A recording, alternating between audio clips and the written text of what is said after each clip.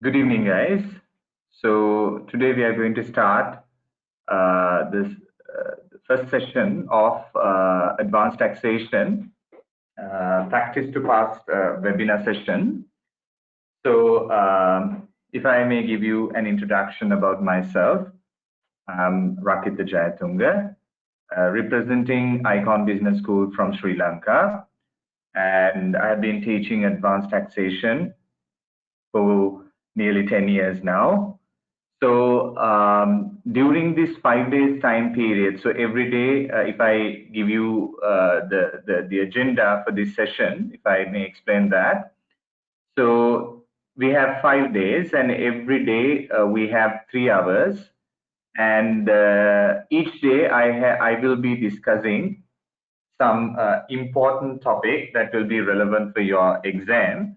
So today I have selected the inheritance tax. Likewise, tomorrow I will be discussing main principles and issues pertaining to capital gains tax.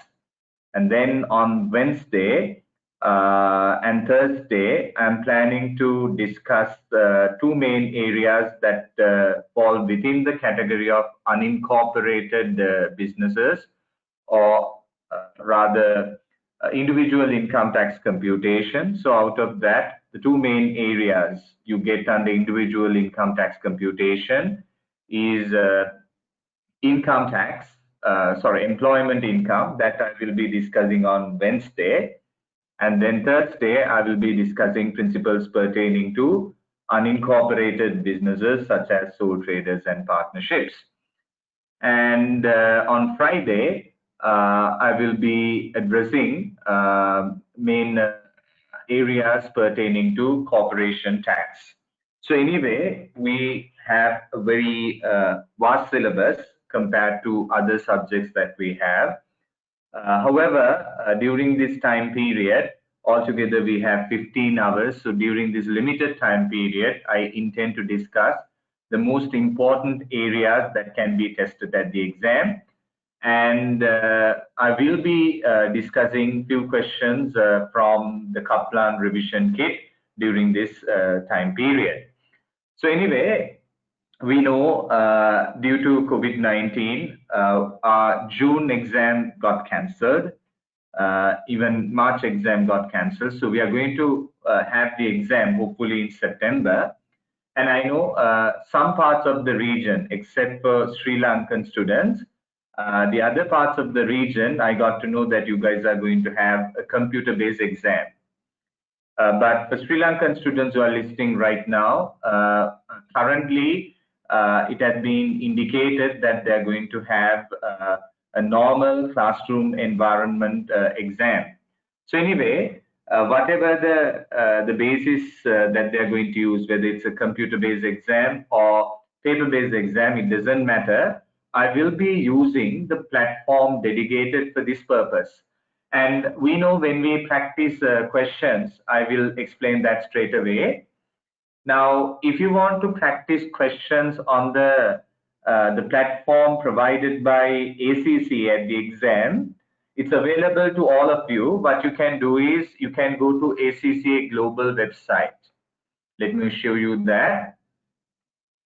So you can go to ACCA Global website, and there,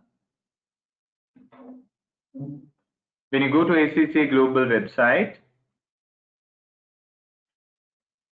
because for most of you, you're going to have a computer-based exam for the first time. So then what you should do is go to ACCA Global, and then under students, you get study support resources, and then ACCA qualification. Then you can pick the subject, advanced taxation here. And you pick computer-based exams. And then you can see CDE practice platform. So you can log into this practice platform via your MyACCA account. So you use your MyACCA account and then you can log into practice platform. Ultimately, you will be directed to something like this. You'll be directed to something like this. And there you have the practice response options. One is the word processor. The other one is spreadsheet. So at the exam, when you're doing a calculation, you will have to use a spreadsheet. And this spreadsheet is somewhat similar to the Excel spreadsheet that you use in Microsoft, but you have to be very cautious here.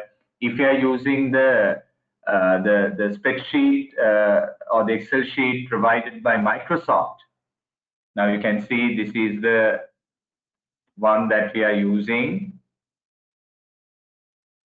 Actually, I'm spending some time on this because this is the first time you're going to face a professional level paper using computer platform. So only thing you have to be careful. Now the Microsoft Excel has so many features, but the platform that you're given at the exam does not have the same number of features. So I would recommend you to use this spreadsheet provided by ACCA when you're attempting questions, because if you get used to this, even though you are going to use this, sometimes I may use it for my convenience to explain certain things faster. But remember, at the exam, you don't get the same features provided to you here when it comes to the ACCA platform. So something that you need to remember when you are attempting questions at the exam, the spreadsheet will be given, but it is not similar to the Microsoft Excel spreadsheet given to you. It has limited number of features compared to the Microsoft Excel that we are having. So I hope that it is clear. And now here you can see you get the tax table. So a lot of other features are there. So straight away you can get from here the exam instructions, everything provided to you. Then we have a navigator when you're answering a question. So from your next button, you can go to the next level. Likewise,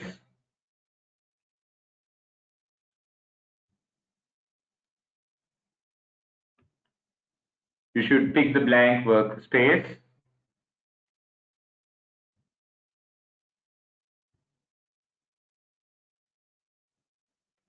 And then the spreadsheet. Okay, right. So familiarize yourself with this before the exam, so you have enough and more time for that purpose. Right. Now let me start today's topic. So as I mentioned previously, I intend to discuss inheritance tax. Now, when it comes to inheritance tax, the nature or the type of questions that you are going to get at the exam, what kind of questions you will be provided at the exam. Now, there is a higher possibility that you will be given or you will be tested with regard to inheritance tax and capital gains tax together in section A. In section A, now you have two questions, one for 35 marks, the second question is for 25 marks. So altogether, you can secure 60 marks. Then when it comes to section B, we have two questions, 20 marks each. So there's a higher possibility your knowledge pertaining to inheritance tax and capital gains tax will be tested in the first question. However, there are certain instances that they have given questions in section B for 20 marks from this area.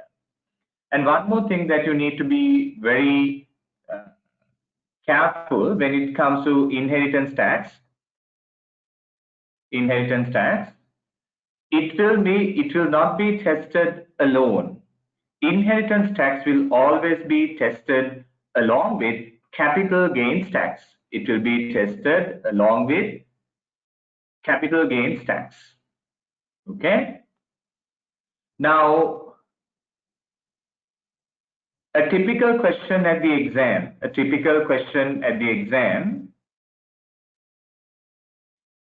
a typical question at the exam now will state that you are required to explain capital gains tax implications. Capital tax implications. So in a typical question, they will mention that you are required to explain the capital tax implications. So when a question says there is capital tax implications, remember it is not restricted to CGT implications. It is not restricted to CGT implications, even though they mention it or not. If you are required to explain capital tax implications in a given question, you need to address both CGT implications and inheritance tax implications, both CGT and inheritance tax implications. All right. Now, when it comes to inheritance tax, what kind of a tax is this? What kind of a tax is this? So let's look at that part. Now, ideally, inheritance tax is a tax that should be charged when a property is transferred on the death of a person. When a property is transferred on the death of a person, there should be a tax charge. It should be called inheritance tax. So that means on the death of a person, when you inherit something, when you inherit a property, there is a tax imposed on that. We call it IHT. However, people can manipulate the system if the tax is charged only on the death of a person. So if you are a very old person or else a sick person who's having a serious illness, then you may decide to transfer your assets, transfer your property to others prior to your death. So if inheritance tax is charged only on the death of a person, then there will be a problem to HMRC. That is, people may try to transfer their properties prior to their death to avoid taxes. Therefore, when it comes to inheritance tax, it is not a tax restricted to death transfers. It will be taxed even on lifetime transfers. It will be charged even on lifetime transfers.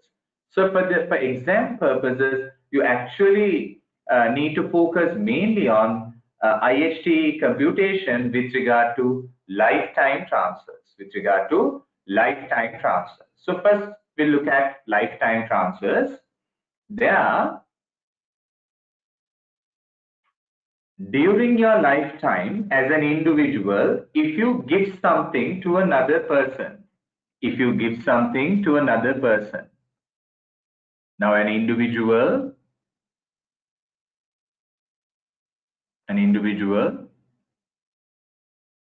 gives something, not selling. Inheritance tax is always charged on gifts.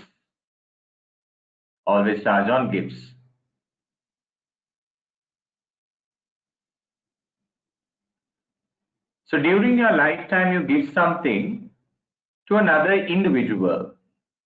Then what do we call it? We call it potentially exempt transfer. There are mainly three types of lifetime transfers. When it comes to lifetime transfers, you get mainly three types. One is exempt transfers.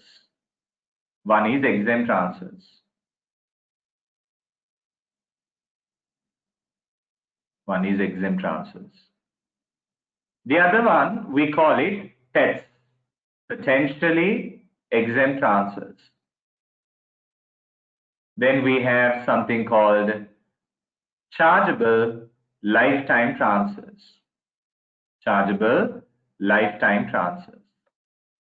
Right. Normally, during the lifetime of an individual, if you give something to another individual, maybe to your children, maybe to a friend of yours, so you give something and the recipient is another individual, normally it falls within the category of potentially exempt transfers. It falls within the category of potentially exempt transfers. Okay. The other situation is an individual gifting something to a trust. There are different types of trust. You have a separate chapter on trust. Normally, it's considered as a complex area. However, in your syllabus, it is restricted and limited to only the basic principles with regard to trust. Anyway, you are aware that there are different types of trust.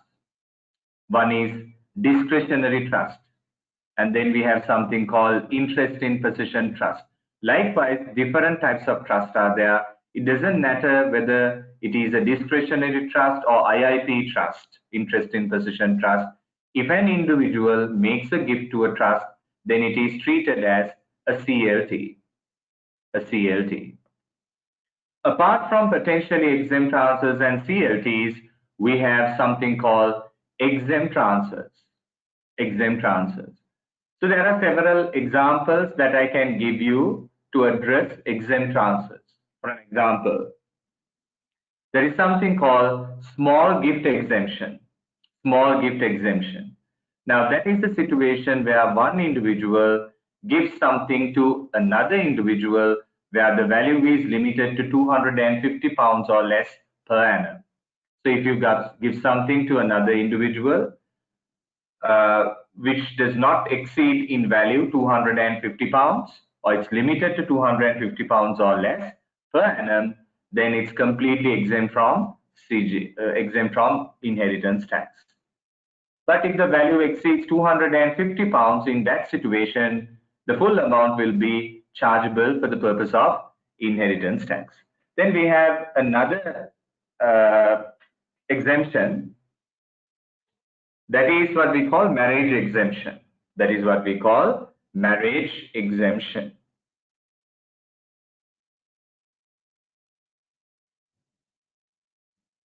That is what we call marriage exemption.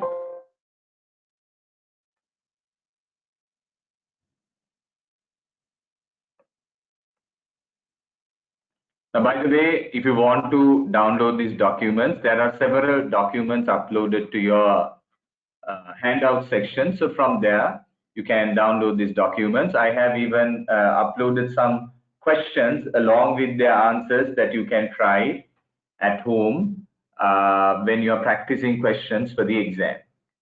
Anyway, now I was trying to explain there are several exempt transfers such as small gift exemption, marriage exemption. Marriage exemption, it depends on the relationship between the donor. The donor means the person who's making the gift and the recipient of the gift. So if the donor is gifting something to, if the donor is gifting something to his children when they are getting married, then up to 5,000 it will be exempt. And if the donor is party to the marriage, that means the bride or the groom is gifting something to the other partner, or else grandparents or great grandparents are gifting something to their grandchildren. In that case, up to 2,500 it will be exempt. Any other party makes a gift when two people are getting married, in that situation, up to £1,000 it will be exempt. Anything in excess will become chargeable. So during the first 1 hour, I will be explaining the principles pertaining to inheritance tax, and after that I will be discussing some questions with you during the balance 2 hours time period. Okay, right. Now, another exemption that you can have when you make gifts out of your income as normal expenditure. Now, remember, inheritance tax is a tax that is charged on something called transfer of value. Is something that is charged on something called transfer of value, or we call it diminution in value, transfer of value. Now, unlike CGT, capital gains tax, transfer of value is a different concept. Now, you know, when it comes to CGT, which we are going to discuss tomorrow, to calculate the chargeable gain, you need to get the difference between sales proceeds and the cost of purchase. That's how you simply calculate the chargeable gain. However, this transfer of value principle for the purpose of IHT is little different. Look at this example. Look at this example. Look at this example. Now here what you have to identify is, before making the gift, what is the value of your estate? Now assume this is your estate and your estate value states £200,000, 200,000 pounds. This is your estate value, 200,000 pounds. So before making the gift, your estate value is 200,000 pounds. Then you make the gift. Assume that this is the gift you made. This is the gift you made. This is the gift. Actually, you don't have to find out the value of the gift. It is not important at all. What matters is, after making the gift, then you have a remaining estate. This is the gift you made. When you make the gift, you are left with the balance estate. So you need to find out the value of your estate after making the gift. You make a gift. Before making the gift, your wealth is 200,000. After making the gift, your estate value has come down, say, to 160,000 pounds.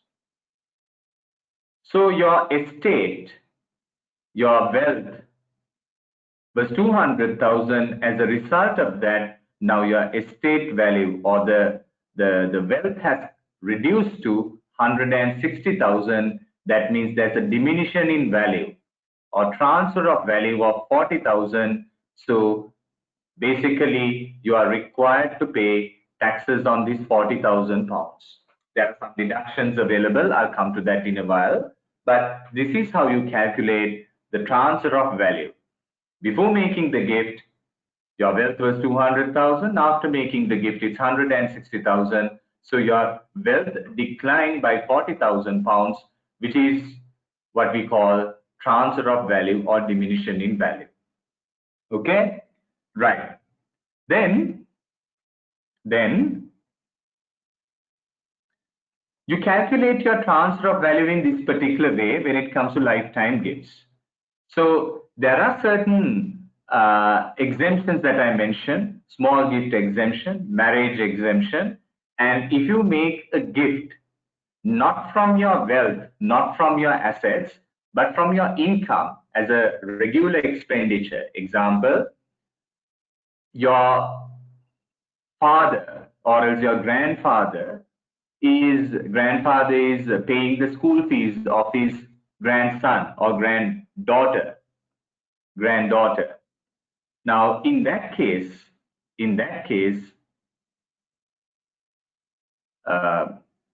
I'll put it this way: the grandfather is paying the school fees of his grandson or granddaughter.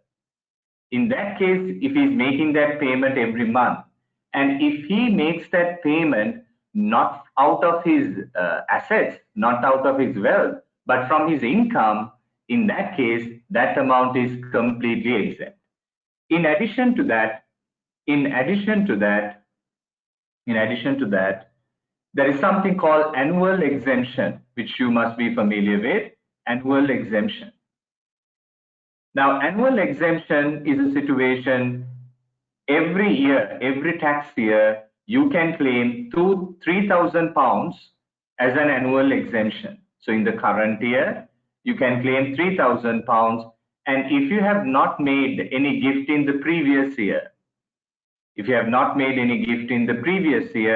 in that case, you can carry forward previous year's 3,000 also to this year.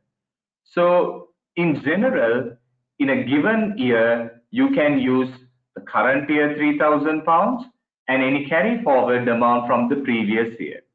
the maximum time period that you can carry forward any unused annual exemption is limited to 1 year. So if you have not used the current year annual exemption, you can carry forward maximum 1 year, and if you don't use it within that time period, it will be wasted. And one more thing. When you are using the current year annual exemption and the previous year annual exemption, you must always use the current year one first, and then only you should use the previous year annual exemption. Now, I always mention this in my classes, that is, IHT is a simple and straightforward area where you can secure full marks without any problem. Especially when it comes to computations, you can easily score good marks when it comes to inheritance tax. But the only difficult part that you need to focus on when it comes to inheritance tax is the usage of the nil rate band. Now, nil rate band is something given for a period of 7 years. So if you have made gifts within a period of 7 years within the nil rate band, then you will not be subject to inheritance tax. But if you have made gifts exceeding the nil rate band within a period of 7 years, then the excess will be subject to inheritance tax. Now, why this 7 years time period? Now, I told you, when it comes to lifetime transfers, we have mainly potentially exempt transfers and CLTs.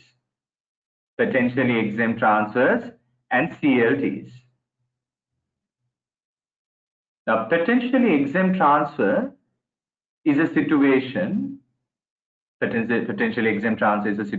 where one individual gives something to another individual, as I mentioned. So I'll quickly go through this because you guys are familiar with it. An individual gives something to another individual, then we call it a potentially exempt transfer. A CLT is a situation where an individual makes a gift to a trust. Any trust, it doesn't matter, you call it chargeable lifetime transfer. Then you need to understand the difference between a PET and a CLT. What is the difference between a PET and a CLT?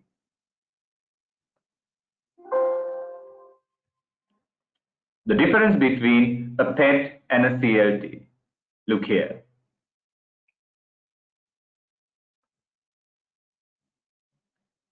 Now, a potentially exempt transfer is a gift made by one individual to another individual.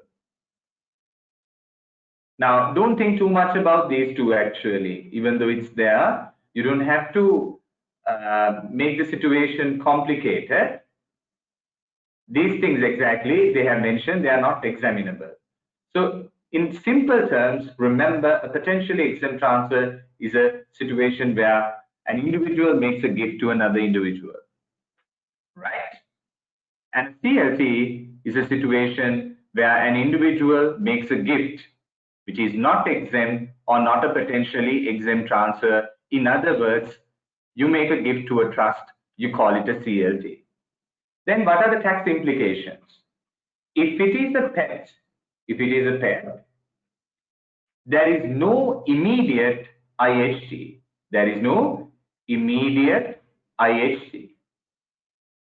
IHT will only occur if the donor dies within 7 years after gift.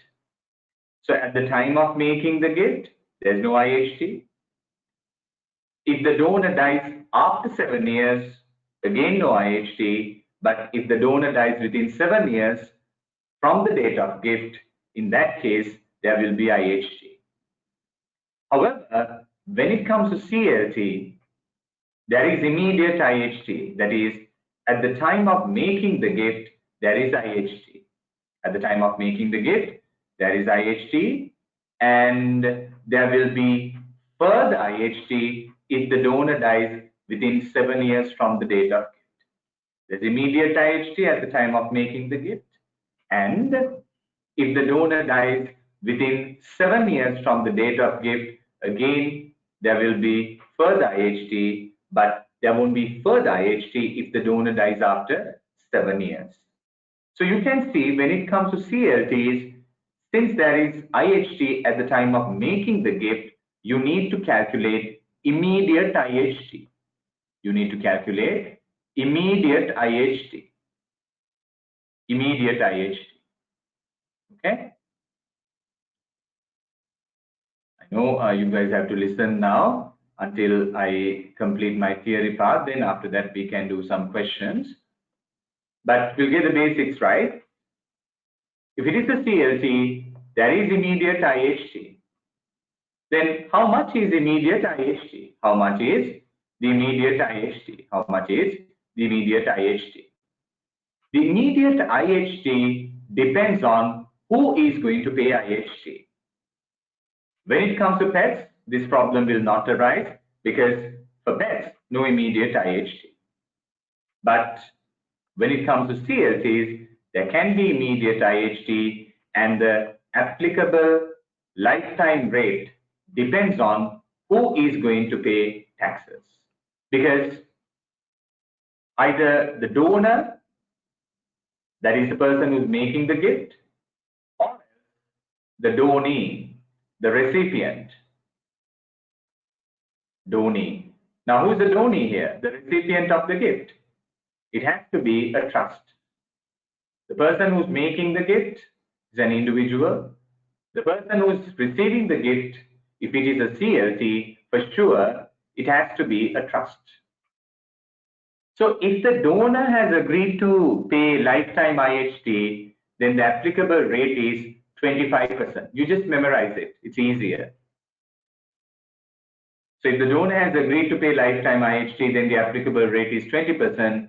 If the trustees of the trust who are responsible for the management of the trust, or the donee here, if they have agreed to pay IHT, then the applicable rate is 20%.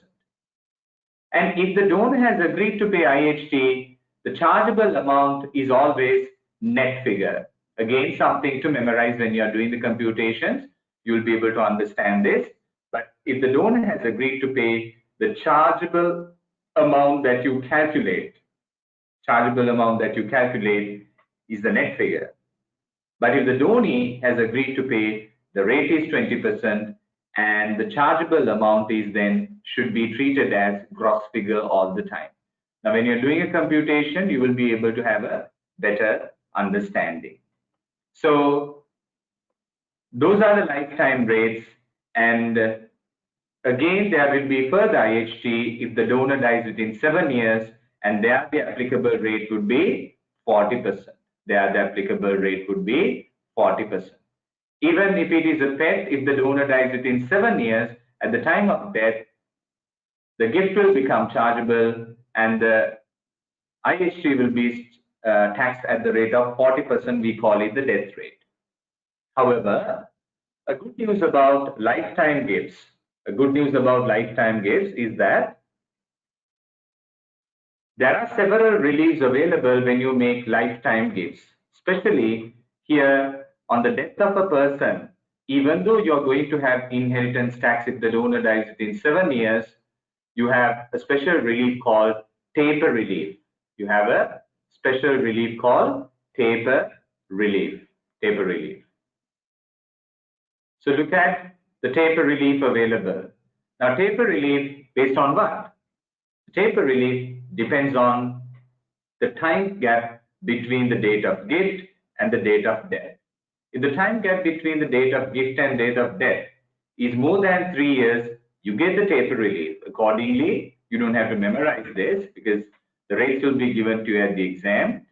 However, the rates will be, if the time gap between the date of gift and the date of death is 3 to 4 years, then it's 20%, 4 to 5 years, 40%, 5 to 6 years, 60%, 6 to 7 years, 80%.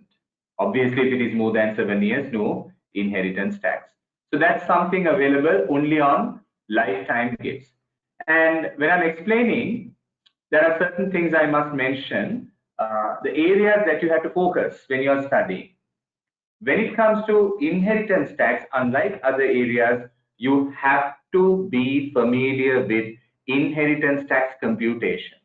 Whenever they are going to ask a question on inheritance tax, remember they will ask you to calculate the inheritance tax liability. Therefore, you cannot ignore the inheritance tax computation. You must be familiar with the full inheritance tax computation, especially on lifetime transfers at the time of making the gift and on the death of a person within 7 years. That can be tested most of the time. And another theory question that they have always tested at the exam, that is identifying the advantages of making lifetime transfers rather than making transfers on the death of a person. I can remember several times they asked this question. It's a very simple and straightforward question, but you can easily score good marks if you are given a question like that. That means identifying and explaining the advantages of making lifetime gifts rather than making gifts on the death of a person. Now, the main advantage that you can get when you make a lifetime transfer is that you can lock the value. Because it's like this. Now, I'm explaining several things which you will require when you're doing computations. But if you have any problem, you can always ask questions. There's a chat box. So in that case, whatever the relevant questions you can ask. If I don't get time to answer today, you can even email. Towards the end, I can give you my email address. So if you need further assistance and help in the future, you can always email. That had been the practice in the past. So I can explain, I can take my time to help you guys out. Right. So anyway, assume that you have made the gift, say in June 2000.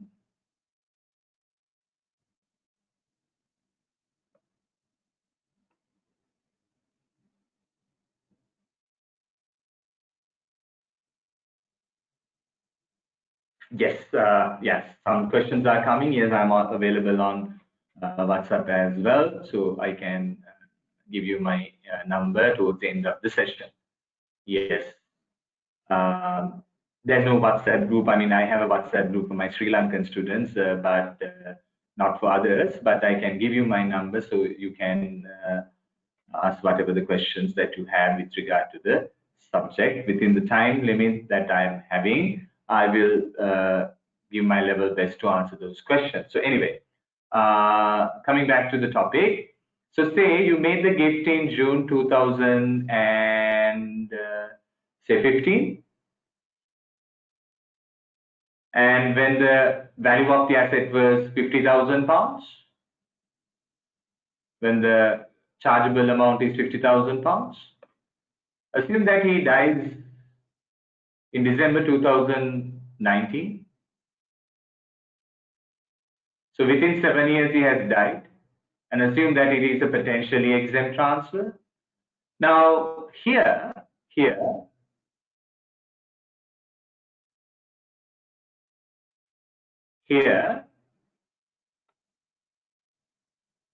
now in June 2015, the value of the asset was £50,000. Say it's a land.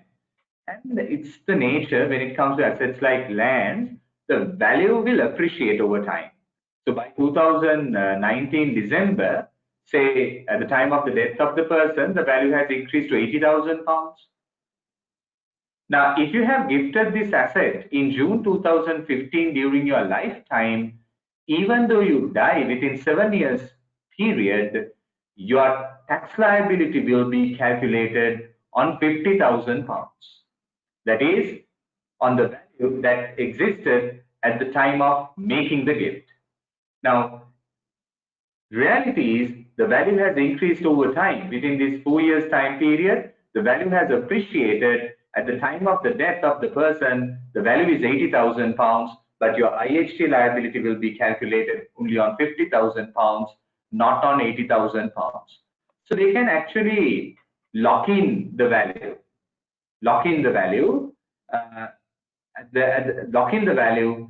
depending on the value that exists at the time of making the gift. Even though the value has appreciated, you don't have to pay inheritance tax on the value which has increased over time. On the increased value, you don't have to pay inheritance tax, even though the value has appreciated. But assume that you don't make the lifetime gift in June 2015, and instead you wait until you die to make the gift. In that case, you will have to pay inheritance tax on the value that exists at the time of your death, which will be 80,000 according to my example. That's the market value available at the time of death. Here, it's a value available at the time of gift, which is lower in value. So the market value which exists at the time of the death of a person, we call it the probate value. Probate value. Probate value means in a given question, if they have used the word probate value, then remember, it is actually the market value that exists at the time of the death of a person. So the main advantage of making lifetime transfers is you can lock the value based on the value that exists at the time of the gift. Even though the value is going to appreciate, you don't have to pay inheritance tax on that appreciated value. On the other hand, let's say the value has declined. There can be special circumstances, though it was expected an appreciation in value. There can be special circumstances where the value has declined. Say the value has gone down to 30,000 pounds. Now, in that case, even though you don't have to pay IHT if the value has appreciated, if the value has decreased over time, you get a special relief on the diminution in value. So you get the diminution in value relief if the value has declined after making the gift until the date of death. So you can see if the value has appreciated, you don't have to pay extra taxes on the appreciated value. But if the value has decreased over time, then on the diminished value, you can claim a relief, diminution in value relief. So you can see when you make lifetime transfers, there are so many exemptions available, annual exemption available. And then we have this special taper relief available. Now, someone has asked the question whether the taper relief available on CLTs. Yes, any lifetime transfer on that, you can claim the taper relief, not only on pets, but on CLTs as well. So I was trying to explain that when it comes to inheritance tax, spend some time to understand the nil rate band value calculation. If you understand the nil rate band value computation, that means you actually understand 80% of inheritance tax. If you understand the applicability of application of nil rate band, that means 80% of the IHT you have understood, because nil rate band value computation changes depending on the situation. I'll explain that as well. So let's look at those aspects. And some of you have asked certain questions, which I will be able to explain when I'm doing questions after another 15 minutes time. I intend to start doing some questions. So in that situation, we'll try to sort, we'll be able to sort most of the questions that you guys have asked. Okay, let's see.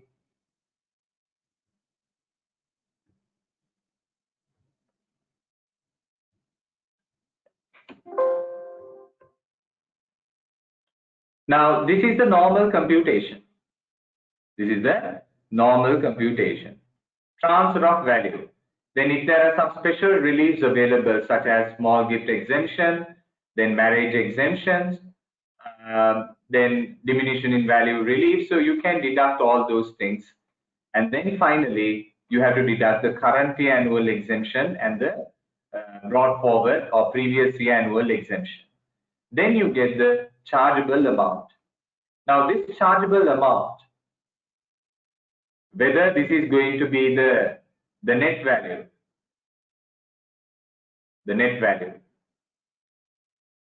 or the gross value, this chargeable amount, you have to figure it out whether it is as the net value or the gross value. Try to understand this. This chargeable amount that you get, it will be either net or gross. This is important. Now, there's a shortcut to remember whether it is net or gross. There's a shortcut to remember whether it is net or gross. For that, now, this chargeable value will always be gross. This value will always be gross if the gift is a pet. These are shortcuts to remember. Whatever the chargeable amount that you get will definitely be a gross figure if the gift is a potentially exempt transfer. When it comes to potentially exempt transfers, you will never get a net figure. You will always get a gross figure. But if you have done a CLT, if you have done a chargeable lifetime transfer, that means you have made a gift to a trust. In that case, the chargeable amount that you receive here will either be a net chargeable amount or gross chargeable amount. So how do you determine whether it's a net chargeable amount or gross chargeable amount? How do you determine whether it's a gross chargeable amount or net chargeable amount? It depends on the person who's going to pay immediate IHT. As I mentioned previously, if the donor has agreed to pay here, if the donor has agreed to pay, then he must pay inheritance tax at 25%.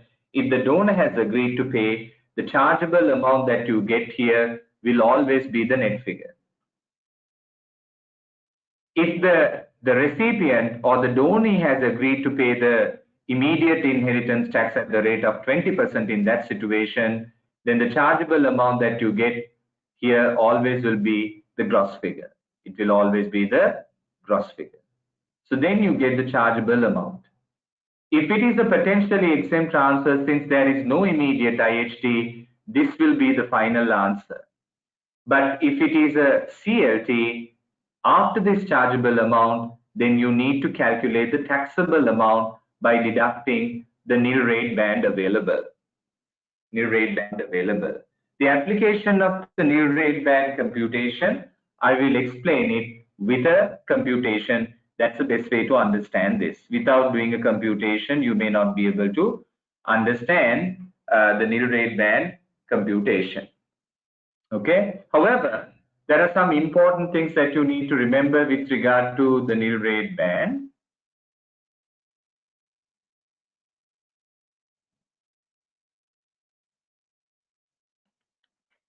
When you are calculating the available nil rate band for a lifetime that you have, lifetime gift that you have made, remember, you need to use the nil rate band available at the date of gift. You need to use the nil rate band available at the date of gift. And the applicable nil rate band for the relevant tax year will be given to you in the tax table. So there's no reason for you to memorize it. You just look at the tax table and identify the nil rate band available at the date of gift. So if you have made the gift in 2008-10-9, then the nil rate band available would be £312,000. £312,000. And from that, you need to deduct the value of any CLT here. Very important. You need to deduct the gross chargeable amount of any CLT that you have made within the last 7 years prior to the gift. So from the date of gift, assume the date of gift is 10th of February 2015. This is the date of gift. From the date of gift, you go back 7 years, that is 10th February 2008. 2008. Go back 7 years. And within this 7 years time period, if you have done any CLT, at this point, we never take potentially exempt transfers into consideration. You have made a lifetime gift. You look at the nil rate band available at the time of making the gift. And from the date of gift, you go back 7 years and you have to check whether you have made any CLT during that time period. You never consider pets, only CLTs. If you have made any CLTs within the last 7 years prior to the date of gift, and that amount you must deduct, only CLTs. You never take pets into consideration at this point. You never take pets into consideration at this point. And then what you should do is,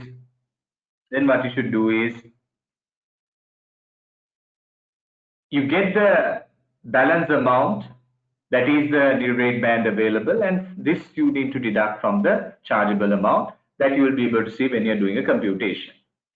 And then the most important thing is how to identify the available nil rate band on the death of a person. How do you identify the nil rate band available on the death of a person on a lifetime gift? So it can be a pet, or even it can be a CLT, a pet, or it can even be a CLT. If the donor has died within a period of 7 years, if the donor has died within a period of 7 years,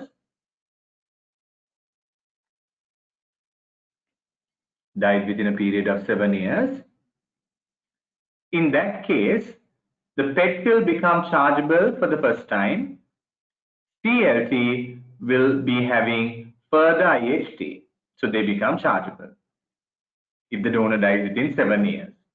Again, you have to calculate inheritance tax, and at that point, you need to calculate the available nil rate band based on the nil rate band available not at the time of gift, but at the date of death. Now, for an example, according to my example, if you have made the gift on the 10th of February 2015 and you have died on the 15th December 2019, 15 December 2019, at this point, if it is a pet, it will become chargeable for the first time. If it is a CLT, there will be further IHT. That is because if you have died within a period of 7 years,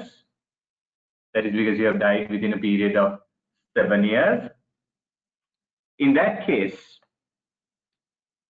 you need to recalculate the nil rate band available at the time of death. In doing that, you have to always use the nil rate band available not at the date of gift, but at the date of death. Now, he has died during the tax year 2019-20. So when you are calculating the available nil rate band, you need to find out the nil rate band available at the date of death. At the date of death, not at the date of gift. Then you need to go back 7 years, not from the date of death, but from the date of gift. You are using the nil rate band available at the time of death. But to find out the available nil rate band, you need to go back 7 years. Not from the date of death, but from the date of gift. That means, like we discussed here, the date of gift is 10th of February 2015. You go back 7 years from the date of gift, that is up to 10th of February 2008.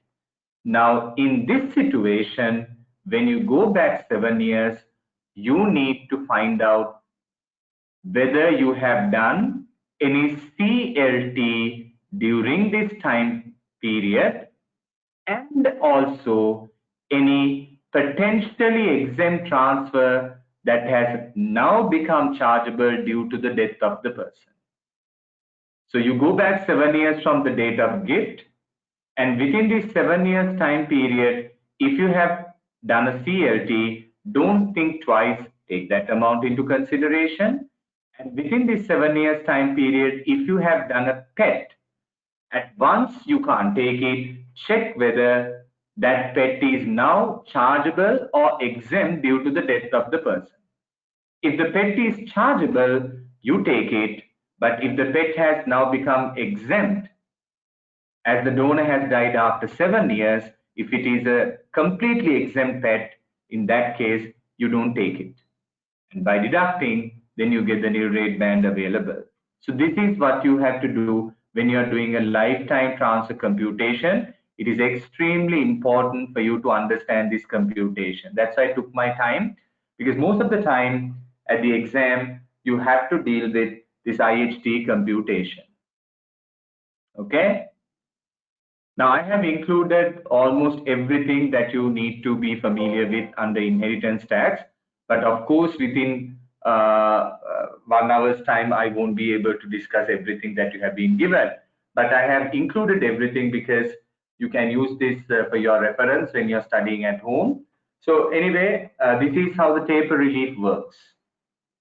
So the taper relief is available on lifetime transfers on the death of the person if the time gap between the date of gift and the date of death is more than 3 years. So this table, you don't have to memorize it. It will be given to you at the exam. And the computation, I will explain in a while. So this is how you do the computation on a lifetime transfer on the death of the person. You calculate the taxable amount, and on that you take inheritance tax at 40%. 40% on the taxable amount, and from that, depending on the time gap between the date of gift and the date of death, you can claim the taper relief. Then you get an answer, and after that, during the lifetime, that means at the time of making the gift, if you have paid any IHT, at the time of making the gift, if you have paid any IHT, now that will only apply on CLTs because there's no immediate IHT on pets. Potentially exempt transfers do not attract any immediate IHT. Therefore, there won't be any lifetime IHT, but if it is a CLT, there can be immediate IHT. So if you have paid any lifetime IHT, you can deduct that as well. But another important thing to remember is that both taper relief and then lifetime IHT paid can only be used to bring your IHT liability to zero. IHT liability to zero. Both taper relief and a lifetime IHT paid can be used to bring down your liability to zero. However, they can never be used to create IHT refund or IHT repayment. The maximum that you can do with the lifetime IHT paid and taper relief is to bring down your IHT liability to zero. It cannot result in IHT repayment because there's nothing called IHT refunds or IHT repayments. Okay, so you can use them to bring down your liability to zero.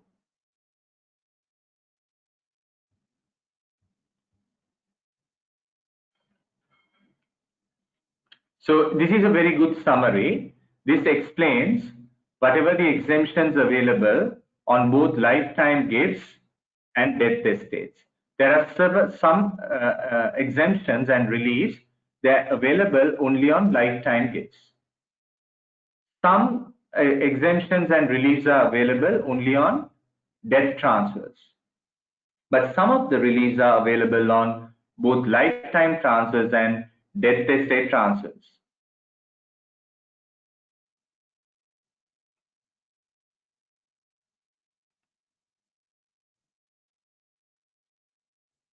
Death estate transfers. Okay, right.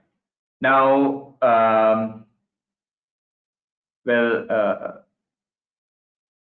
my microphone is working perfectly, so you should be able to hear it. If you don't hear it, it has to be a problem from your side because the majority can hear well. And I checked my microphone, so it works perfectly all right. I can see it from my end. If it doesn't work also, I can see it from my side. So there cannot be any issue from this side, okay? Then anyway,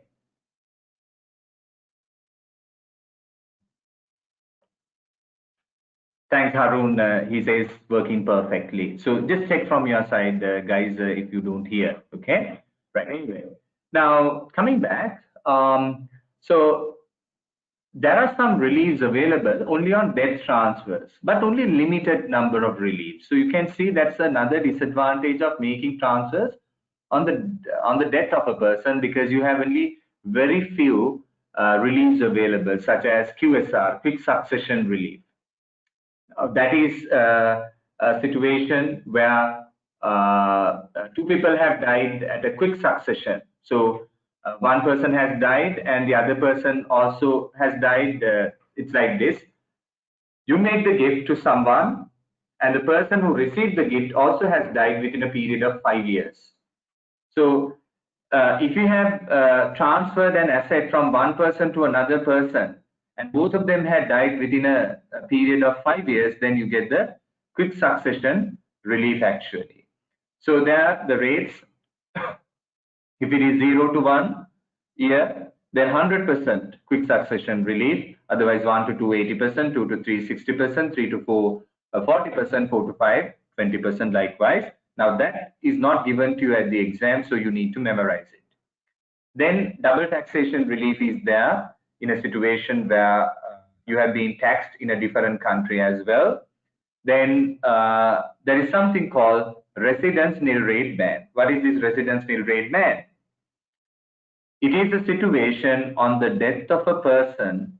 If you give something, if you gift your main residence, it is the house where you live, on the death of a person, if you gift your main residence to a direct dependent. Who is a direct dependent? Children and grandchildren only. On the death of a person, if that person gives his main residence to his direct dependents, such as children and grandchildren, then you are permitted to claim the residence nil rate ban, and that is only available on the death of the person. But some of the gifts are there only available on lifetime transfers. We learned current annual exemption, carry forward annual exemption. First, you have to use the current year one before using the brought forward one. I explained about the small gift exemption, the marriage exemption, then I explained about the normal expenditure out of income, then I explained about the fall in value relief as well. Now, there are some questions coming. Yes, Ali, now you're asking, will you be adding us in any WhatsApp group for tutor support? Now that I'm not in a position to create a WhatsApp group. So what I can do is I can give my number, and if you guys can create a group from your side, then you guys can add me, because I don't have any numbers. So this is something organized by ACCA Pakistan. So I'm not sure whether they are in a position to create a group. I can ask with them. If that is the case, they can add me to whatever the group that they create. Yes, I will share my contact guys. So you can add me to any group for this purpose until the exam comes to an end, and you can ask whatever the question you can have in the group. Okay. So here, fall in value relief is also there. Fall in value relief. Now that I explained, because normally if the value appreciates over time after making the gift, you will not be penalized for the appreciation in value. You don't have to pay extra IHT. But if the value falls, you get a relief called fall in value relief. Okay. Then there are some reliefs available both on lifetime gifts and death estate. Now, if I get a chance, I will try to explain this. And when I'm explaining questions, that is business property relief, which has been tested, including agricultural property relief. Now, please go through these two reliefs carefully. These two can be tested. And then, because it's in this limited time period, what I can do is I can explain how to answer a question. and the areas that you should focus when you're studying, right? Because it's a vast area. I hope that you understand that. But as I said, later you can ask whatever the questions that you have for clarification purposes. And then we have three types of gifts which are completely exempt from inheritance tax. Memorize these three as well. There are three gifts. It can be during your lifetime, or it can be on the death of the person.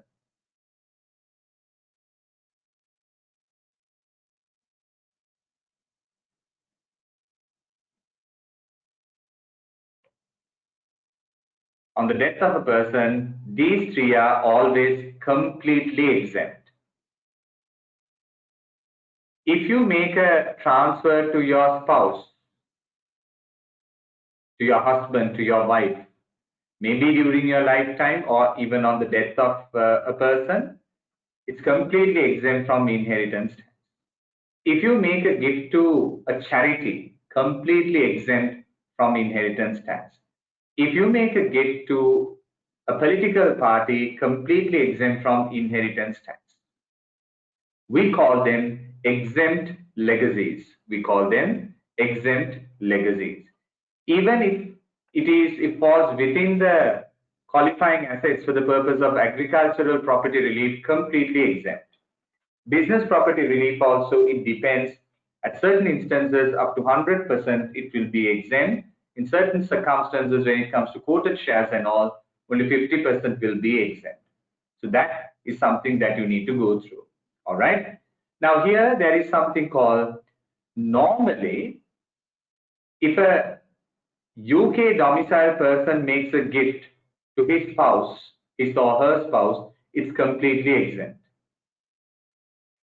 If the recipient is a UK domiciled person, if the donee is a UK domiciled person, UK domiciled spouse, then everything will be exempt. But if a UK domiciled individual is making a gift to a non-UK domiciled individual,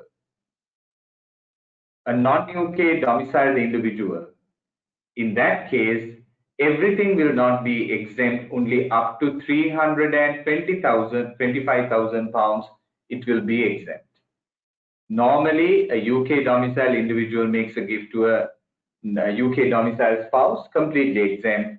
But if a UK domiciled individual makes a gift to his or her non-UK domiciled spouse, only up to 325,000, it will be exempt. It will be exempt. Balance will become chargeable. Okay. However, coming back to this domicile status, one must remember, unlike income tax, CGT, those two taxes are actually charged on UK residence. So based on the residency status of an individual, both income tax and CGT are charged based on the residency status of the individual. But inheritance tax is a tax charged based on the domicile status of an individual. Domicile status basically is a situation where it depends on the country of origin of a person. So if you are a person where you were born in the United Kingdom, or you have settled down in the United Kingdom after leaving another country, so you have migrated to UK, in that case, your country of origin is UK. So then you are treated as a UK domiciled individual.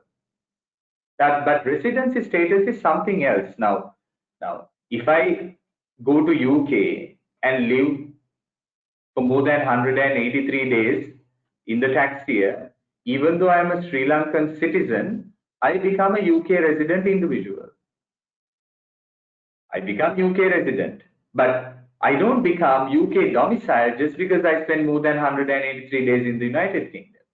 I may go to UK and worked there for more than 183 days in the tax year, I will be treated as a UK resident individual for the purpose of income tax and capital gains tax. But I will not be treated as a UK domiciled individual for the purpose of inheritance tax. I may become UK resident, but my country of origin is Sri Lanka. In that case, I'm not a UK domiciled person. Now, what's the importance of the domicile status? If you are a UK domiciled person, you have to pay inheritance tax on worldwide transfers. But if you are a non-UK domiciled individual, in that case, you have to pay inheritance tax only on assets located in the United Kingdom. So I decided to explain further, and then actually I intend to give you a break for 15 minutes, and after the break I will do some questions actually, right? So let's continue.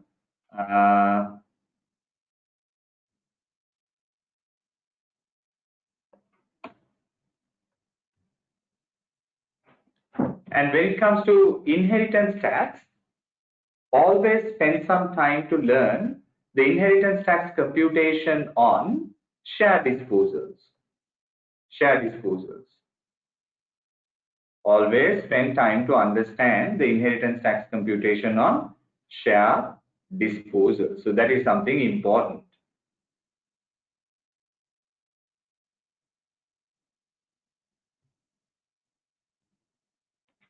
Now, one of you have asked actually the question, explain business property relief. So I will explain these reliefs as well. Now, business property relief is available when you gift a property used in a business. When you gift a property used in a business. Now, the best example that I can give you is you are gifting your unincorporated business to someone. Assume you are running a sole trader, sole proprietorship, or you are a partner of a partnership, and your share in the partnership you give to your children, or you're gifting it to someone else. In that case, you can claim business property relief up to 100%. The whole value of the business will be exempt from inheritance tax under the business property relief. Or else, you have some shares in an unquoted trading company, not an investment company, but an unquoted company. Unquoted company. What is an unquoted company? An unquoted company is a situation where the company is not listed in the London Stock Exchange. If the company is listed in the London Stock Exchange, we call it a quoted company. If it is not listed in the London Stock Exchange, the company would have been listed somewhere else, but not in the London Stock Exchange, then it should always be treated as an unquoted company. So if you are gifting your shares that you have in an unquoted company, 100% of the value will be exempt under business property relief. But if you are gifting shares of a quoted company which is listed in the London Stock Exchange, in that case, it will not be exempt under the business property relief unless you have controlling interest in the company. Unless you have controlling interest in the company. So if you are gifting shares in a quoted company where you have no controlling interest, how can you gain control in a company? For you to gain control, you should own more than 50% in that company. But if you do not have the controlling interest in the company, then you cannot claim business property relief. But if you have controlling interest in the quoted company, and now you are gifting your shares in that quoted company where you have the controlling interest, you can claim business property relief, but only up to 50%. Only 50%, you can't claim 100% in that situation. The other one is, assume you are a partner of a partnership or else a shareholder who has a controlling interest in the company, and you have given your land and buildings, plant and machinery owned by you to the partnership or to the company where you have controlling interest for the company or for the partnership to use it. Now you give that land and building, you give those plant and machinery used in the partnership. In that case, you can claim business property relief, but again only 50%. So controlling interest is a situation where you have more than 50% shareholding in the company. Okay, right. And to claim business property relief, it has to be a qualifying relevant business property. These are the examples which you need to memorize. And there's another requirement to be satisfied, that is, you should own the qualifying relevant business property at least for a period of 2 years. At least for a period of 2 years. So it has to be a relevant business property, plus it must be owned at least for a period of 2 years. There are certain assets, we call them accepted assets. If the asset is not used in the business for the purpose of trading, then it is an accepted asset. You cannot claim business property relief for that in that situation. Then we have a similar relief called agricultural property relief, but in this instance, the relief is only available on property used for the purpose of agriculture. And when it comes to agricultural property relief,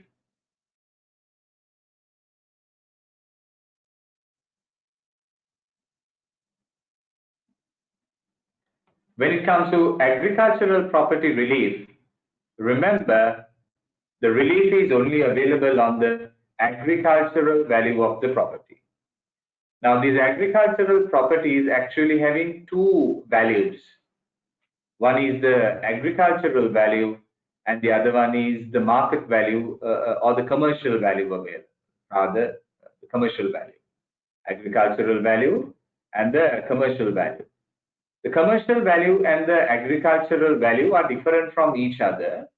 When an agricultural property is developed, then you get the commercial value of the property.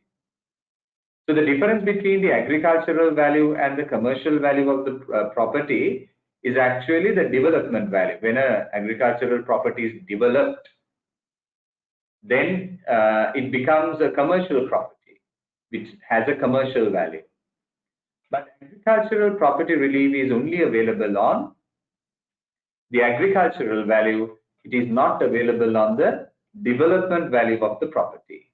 So any plant and machinery, livestock, crops, farmland or farm buildings used for the purpose of agriculture, on which you can claim agricultural property relief.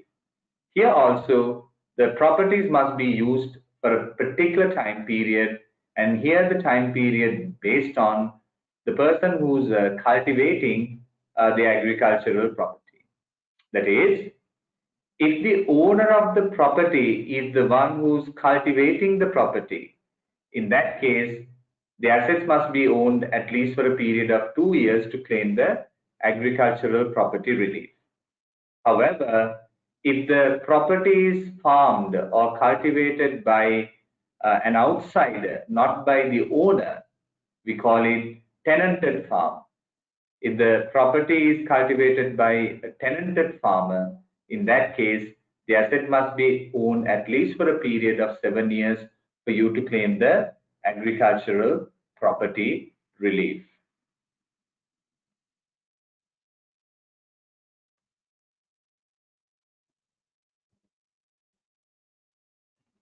Then you can see you have the death estate computation.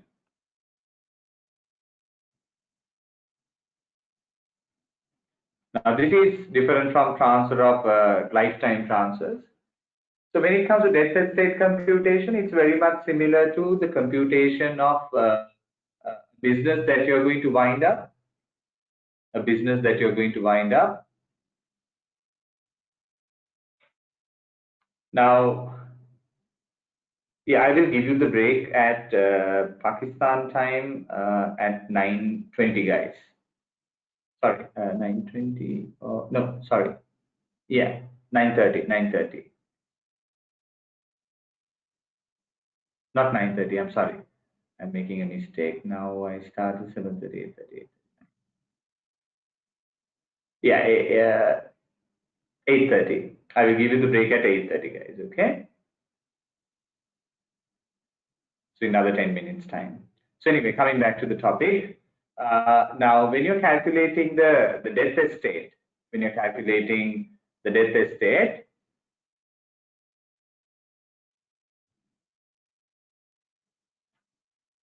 it's like winding up a business. Now, when you're winding up a business, what do?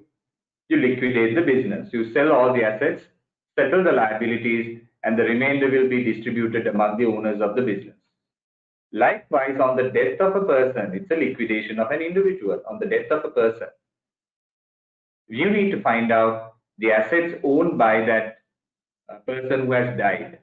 You identify the assets of the deceased person, and from that, you need to deduct whatever the liabilities that must be settled by the deceased person. Now, for the purpose of inheritance tax, there's nothing called exempt assets.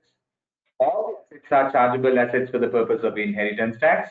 So you must include everything when you are calculating the death estate, and from that, whatever the liabilities must be deducted. And then, if you have gifted something, if you have gifted some assets on the death of on your death to your spouse, it is an exempt legacy. You don't have to pay IHT on that. Or else you have gifted something to a charity on your death, it's an exempt legacy. If you have gifted something to a political party, it is an exempt legacy on which you don't have to pay IHT, you deduct everything. Then you get an answer, you call it net free estate. Net free estate. And from that, there is a concept called gifts with reservation. This has been tested a few times at the exam. GWR, gift with reservation. Now, what is a gift with reservation? Due to the limited time that I've been given, I won't be able to explain everything in detail. So you have to excuse me for that. But I'm just trying to explain the important areas that can be tested at the exam. So anyway, now what is gift with reservation? Now, sometimes you make gifts to avoid the higher inheritance tax on the death of a person.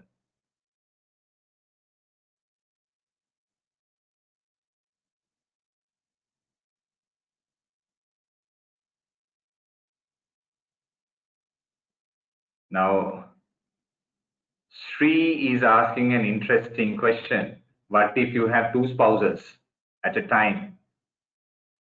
Now, unfortunately, unlike in your country, Sri, in the United Kingdom, you can't have more than one spouse.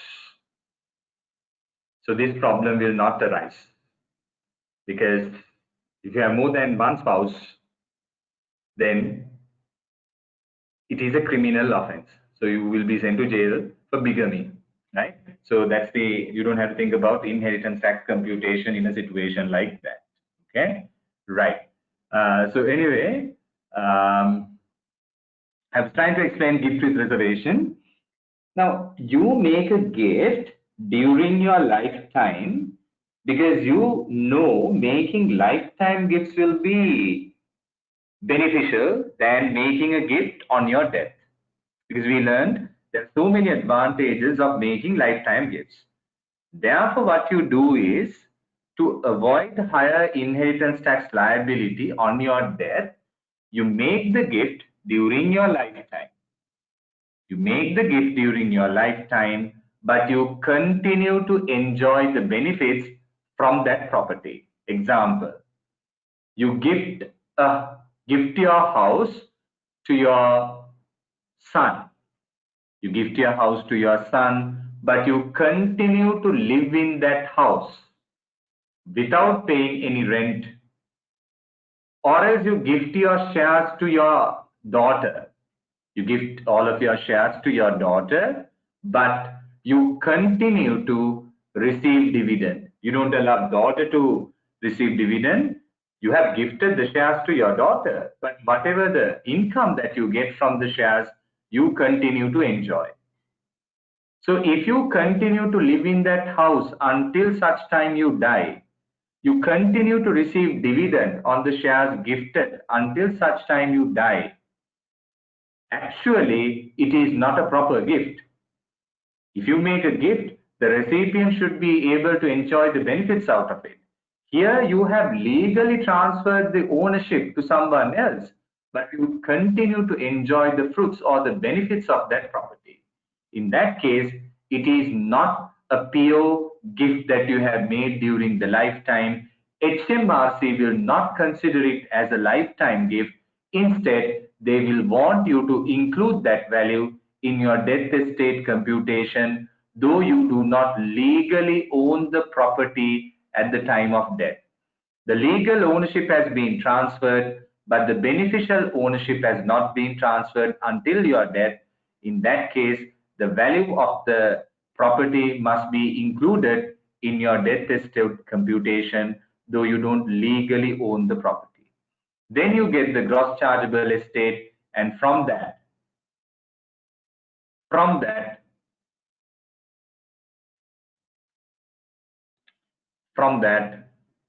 you need to deduct the nil rate band to calculate the taxable estate.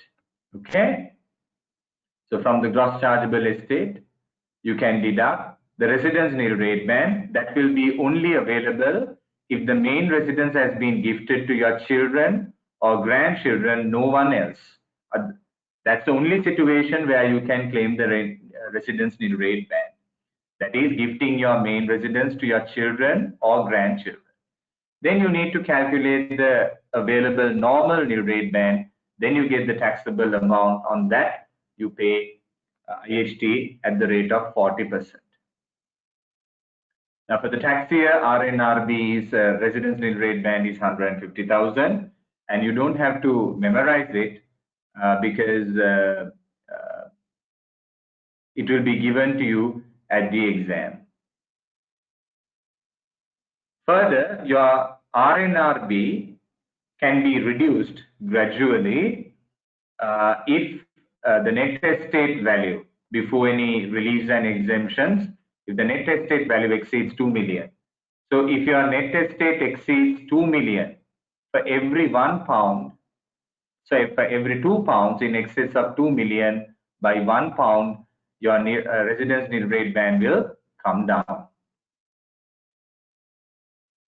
And then another concept that we have in inheritance tax, that is what we call substantial gifts made to charities. Substantial gifts made to charities. Now, this is a special situation where you can apply a reduced death rate of 36%. Reduced death rate of 36%. Now, what do you mean by that? If you have made a substantial donation to a charity,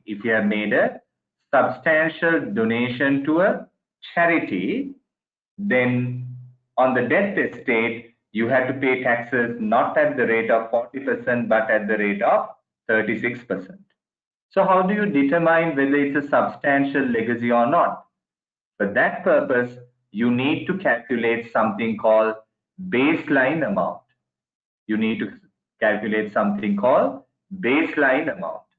How do you calculate the baseline amount? You need to add back to your taxable estate,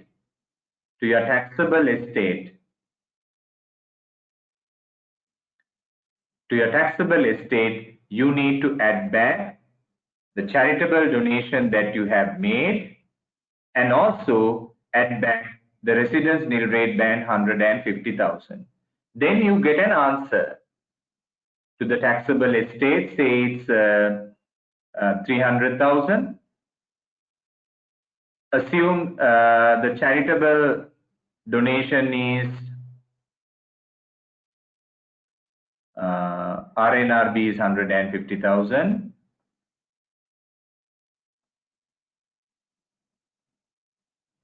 I'm trying to get a figure to explain the answer.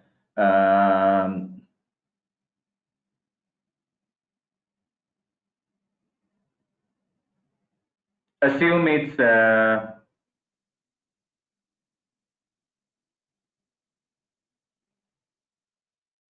100,000 pounds.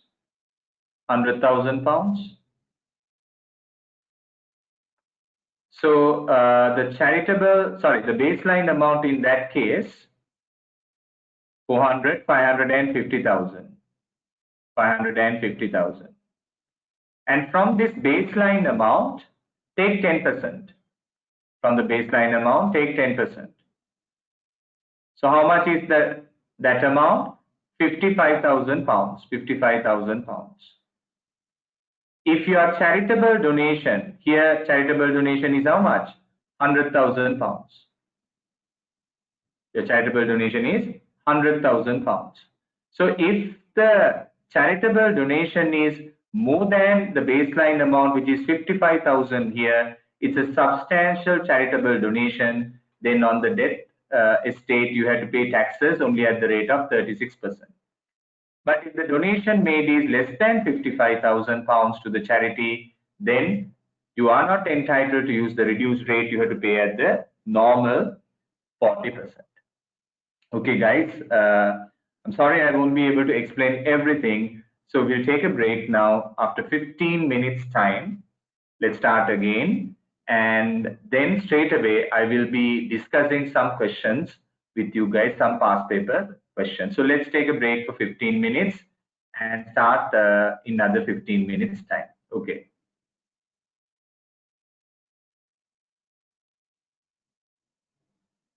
See you in 15 minutes.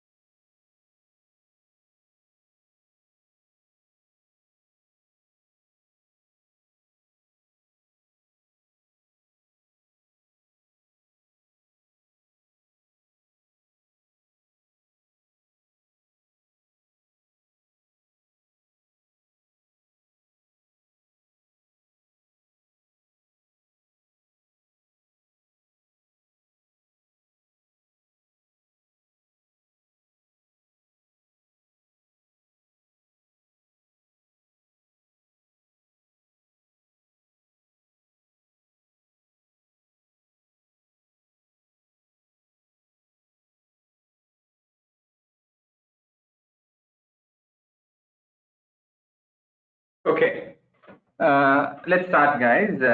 Now, straight away, since I have a limited time period, what I will do is now I will discuss some questions with you guys. So, I have decided to discuss some questions from the Kaplan revision kit.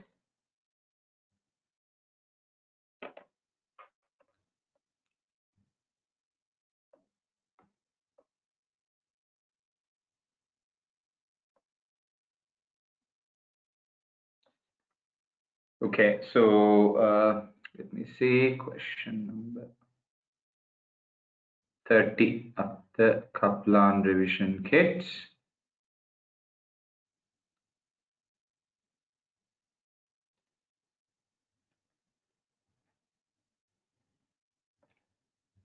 Okay, so Pescara is the name of the question. So this is based on a past paper actually.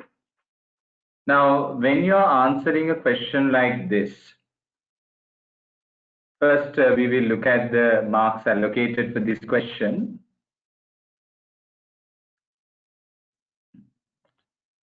Marks allocated for this question. So only 20 marks allocated. So that's why it says calculate your allowed time. Allocate the time to the separate parts also. It's extremely important.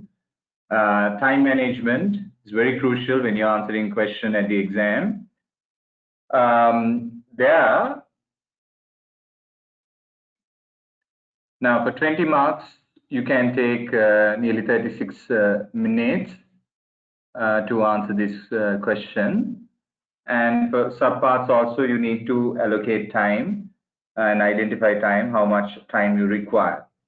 I always believe that you should first read the required part before reading the information provided in the question.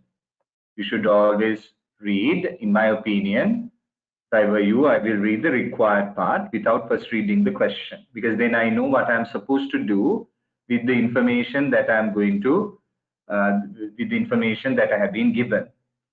Calculate the inheritance tax payable. So this is something that I mentioned. They will always want you to calculate the IHT payable, and 7 marks out of 20 they have allocated for that purpose.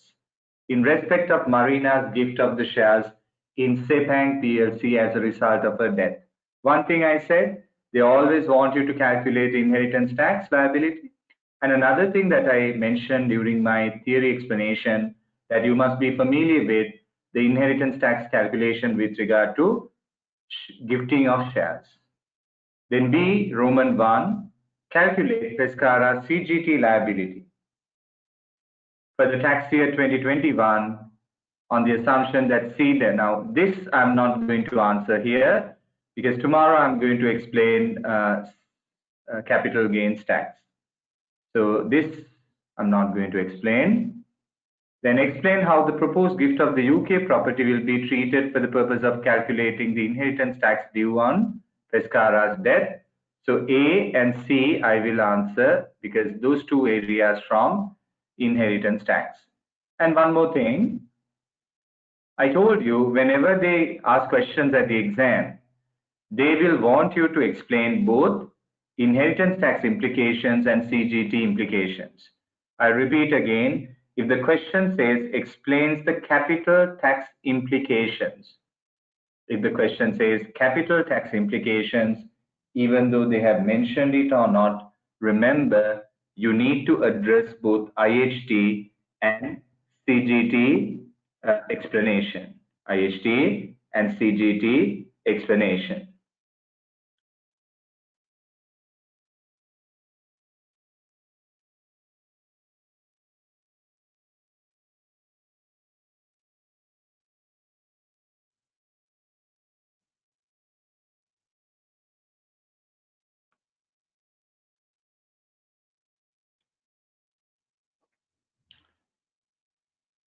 Right.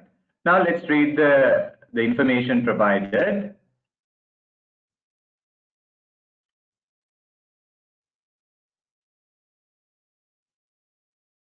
Pescara requires advice on the inheritance tax payable, on death, and on the gift of a property, and on the CGT tax due on a disposal of shares, together with relief available in respect of the purchase of seed enterprise investment scheme shares. So I'm not going to explain CGT part. Then Pescara and her parents. Pescara is a higher rate taxpayer. Now these things you have to quickly grab, quickly absorb. It says is a higher rate taxpayer who is resident and domiciled in the UK. So he's a UK domiciled individual for the purpose of IHT and a resident person for the purpose of CGT, which we are not going to touch right now. His father is Galvez, died on the 1st of June 2008. 1st of June 2008. Then Pescara's mother, Marina, died on 1st of October 2020. Both Galvez and Marina were resident and domiciled in the United Kingdom. So that makes the question less complicated. All are UK domiciled individuals. Then Galvez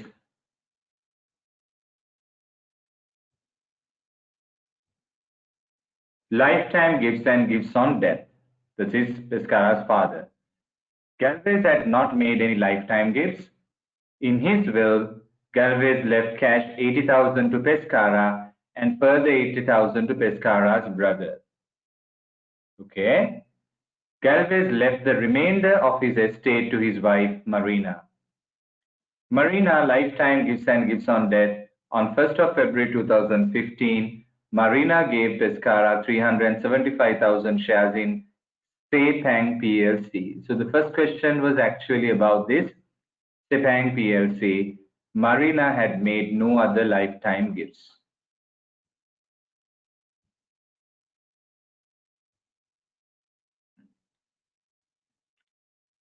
Marina gift of 375,000 shares in Sepang PLC to Pescara. On the 1st of January 2012, Marina purchased 375,000 shares for 420,000. On the 1st of February 2015, Marina gave all of the shares to Pescara. The shares were quoted at 184 to 196. The highest and the lowest market bargains were 180 and 192.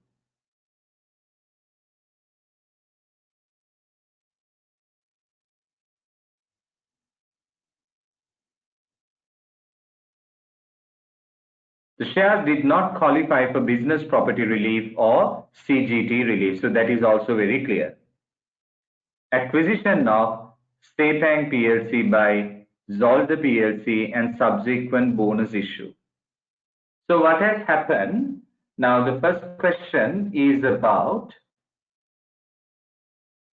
calculate the inheritance tax payable in respect of Marina's gift of the shares in Sepang PLC as a result of her death. So she gifted on the 1st of February 2015.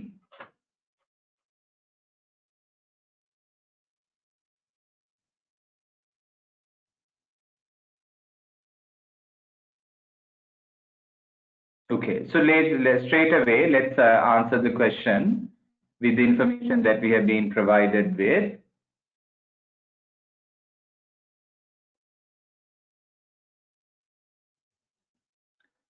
Now, I will use a spreadsheet because it will be easier for me to do the computation.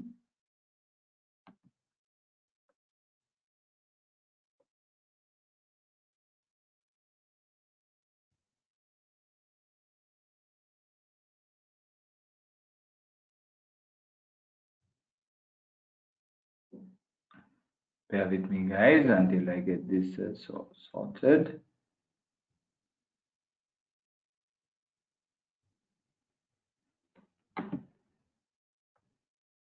Okay, right. I will use a normal Excel sheet, but as I mentioned previously, you need to practice questions using the normal, because I can do it side by side, so that's why I'm actually using this one to explain the answer. Right. Okay. Now, Marina's lifetime gift. She made a gift, Marina.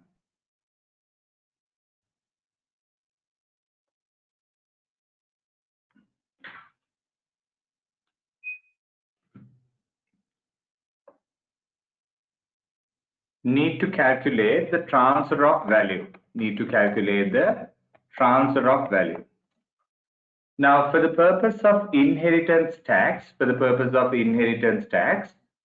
when it comes to gifting of shares during the lifetime, how do you calculate the transfer of value? For that purpose, we are using a special valuation method. We are using a special valuation method actually.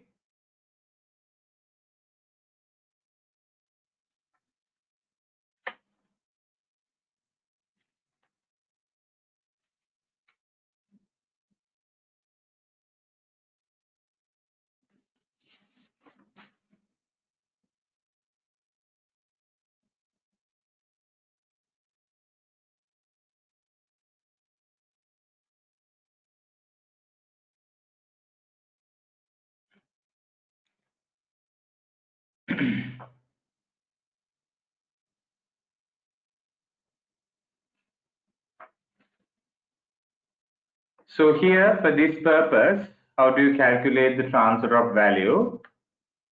I'll take this as a working number one. You have to take the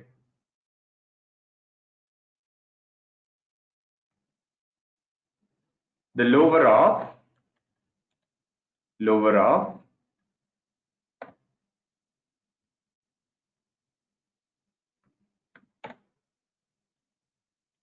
one quarter up method, one quarter up method, or average of the bargaining prices.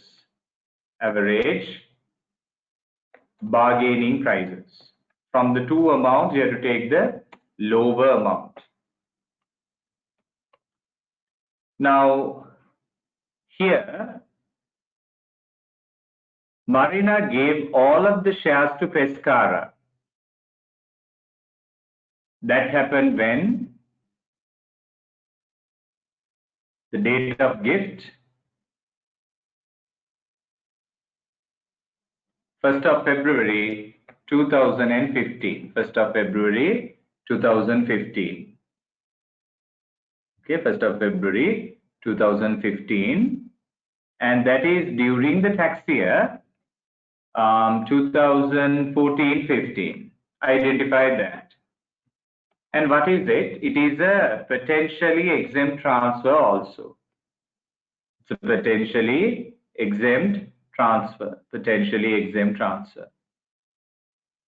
Now, to calculate the transfer of value when it comes to shares, the rule says you have to take the lower of one quarter up method or the average bargaining prices. There is a list price, quoted or list price, and then you have the bargaining prices. Now, the average of the bargaining prices, how do you calculate? Highest and the lowest, 180 and 192. So what you should do is 180 is the lowest, at the highest 192, add them together and divide it by 2, you get the average bargaining prices or the mid price, that is 186. You can do your computation and say it's 186. And then one quarter up method, how do you do the computation? You take the list prices or as the quoted prices and you take the lowest price, that is 184, the lowest list price, that is 184. To that amount, you take 1/4 of the difference between the highest and the lowest. 192 is the highest. From that, deduct the lowest, 180. So the difference here in this instance is 12 pence divided by 4, 3 pence. And that amount you add it to the lowest price, there you get 187. 187. Now from the two amounts, which one is the lower? 186. So 186 is the lower amount.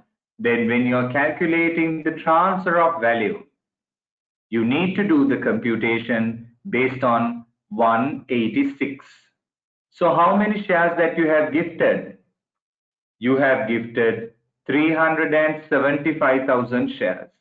Now I will use a formula to get the answer.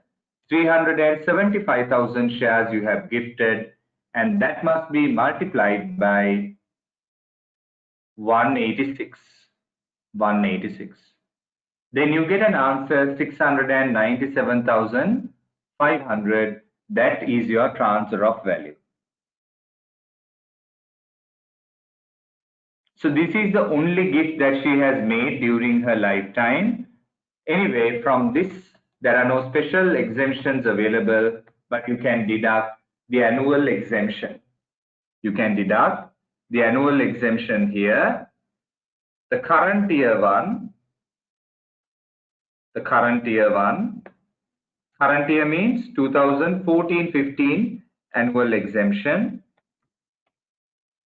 which is £3,000, which is £3,000. And then you can deduct the previous year annual exemption also, because you have not made any other gift.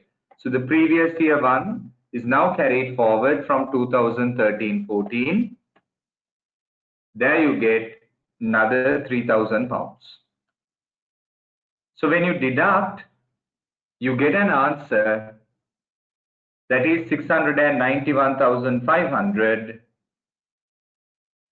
This is the chargeable amount.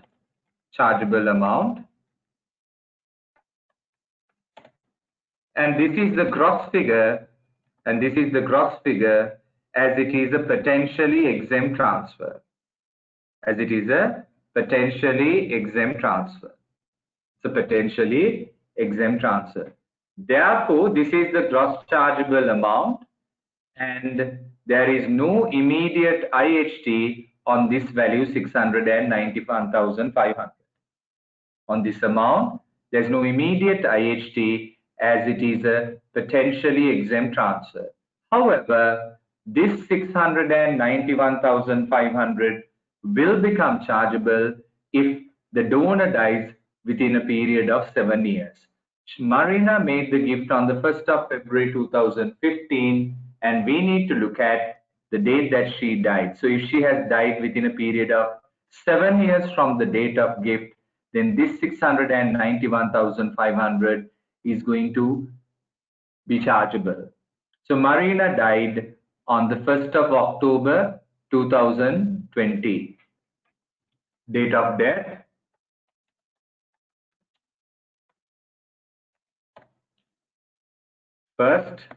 October 2020. 1st of October 2020.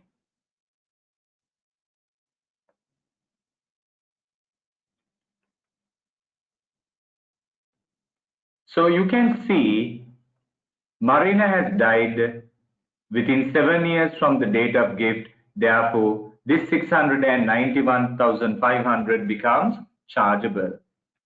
So the donor has died within 7 years from the date of gift.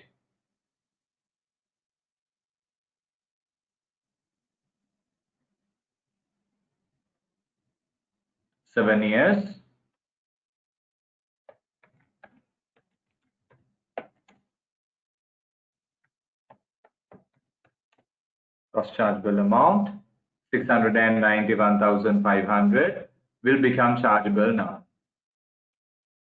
since the donor has died within a period of 7 years.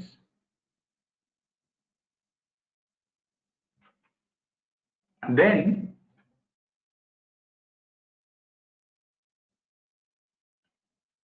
from this, now you're doing the calculation due to the death of the donor. Marina has died. So we are doing the calculation due to the death of the person. So the gross chargeable amount is 691,500. From this, you can now deduct the nil rate band. Now you can deduct the nil rate band. Now I'm going to explain something extremely important. Now here you need to consider the nil rate band available at the time of Marina's death. Nil rate band at Marina's death.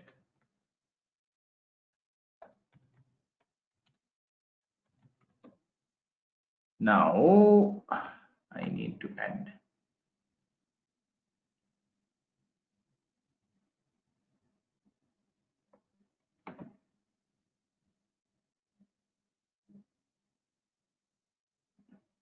Okay. Nil rate band available at the time of Marina's death, that is during the tax year 2020-21, because she died on the 1st of October 2020 during the tax year 2020-21. It's 325,000. 325,000.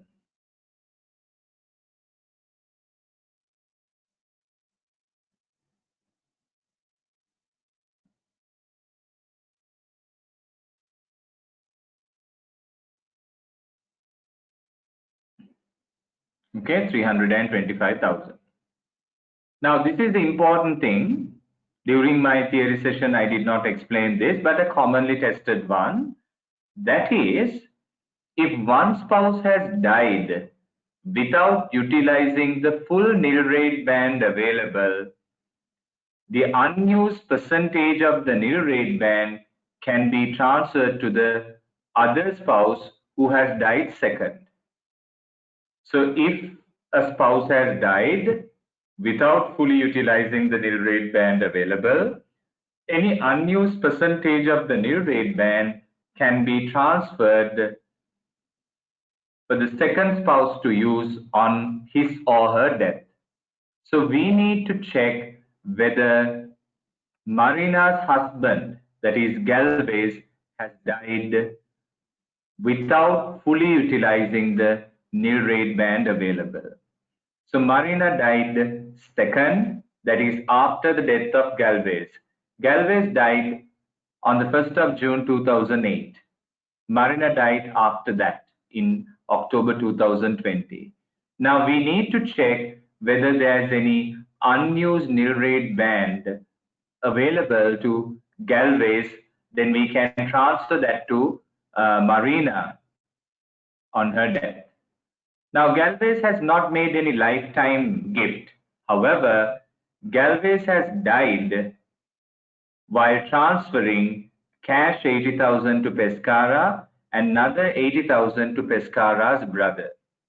So when did he die? Okay, so this is an important computation that we need to do. So this I take as working one, and now I'm going to do working number 2. That is to find out the unused nil rate band transferred to Marina on the death of Galvez. Now, Galvez died in the tax year 2008-9, 1st of June 2008-9. That falls into 2008-9. Okay. Then we need to check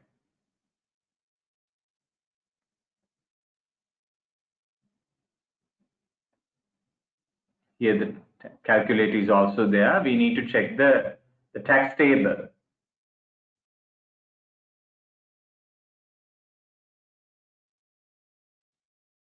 So we need to find out the nil rate band available for the tax year 2008-9.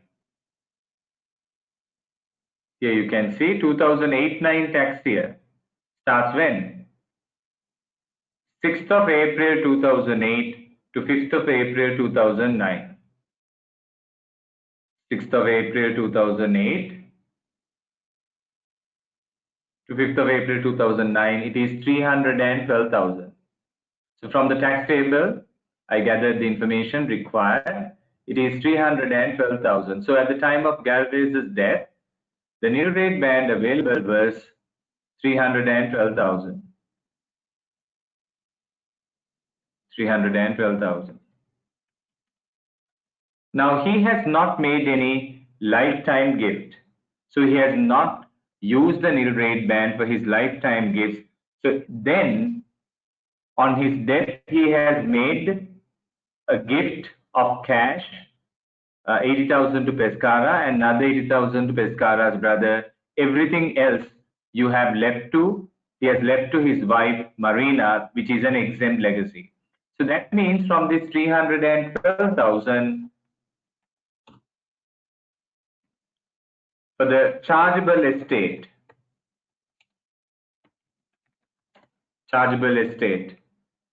that is 80,000 into 2, cash 80,000. One is to Pescara, the other one is Pescara's brother. Okay, so that is 160,000 pounds. 160,000 pounds you will have to use against your nil rate band. You have a nil rate band of 312,000. On your death, you have given 80,000 to Pescara, another 80,000 to Pescara's brother. So from your nil rate band available at the time of death, you will have to use 160,000 against the nil rate band. And the balance nil rate band you don't have to use is unused nil rate band. That is because from your death estate, everything else other than this 160,000, everything else you have left to your spouse, which is an exempt legacy. Therefore, you don't have to pay IHT. You don't have to use the nil rate band. Therefore, 152,000 is the unused nil rate band on the death of Galvez, 152,000.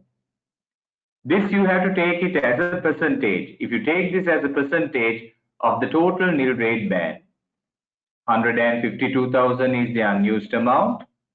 As a percentage of the full nil rate band available into 100%, you get 48.718%.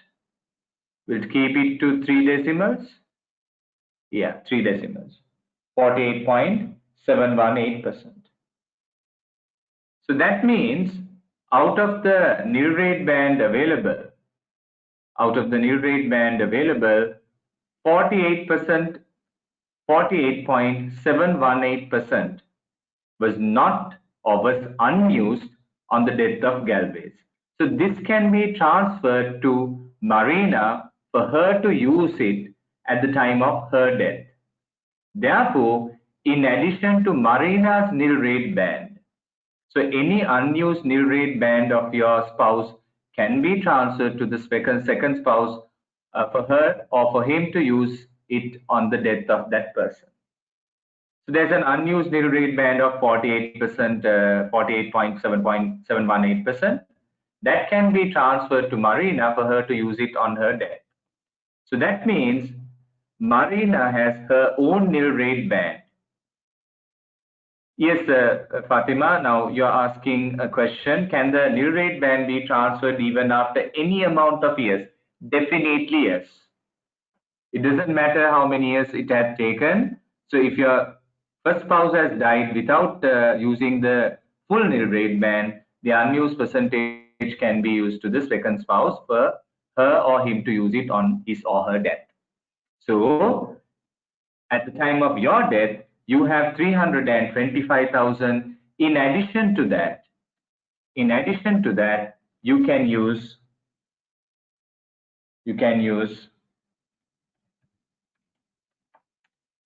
unused percentage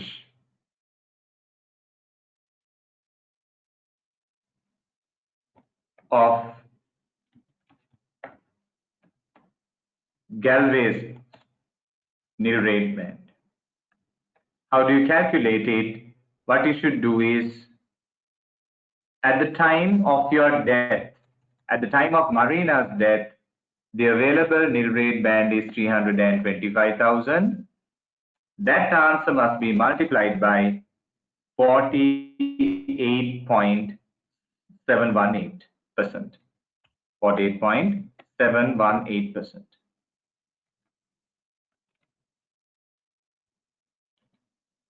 So 325,000 into the unused percentage. You should use the nil rate band available at the time of your death, and to that figure you have to apply the relevant percentage. So then you get 500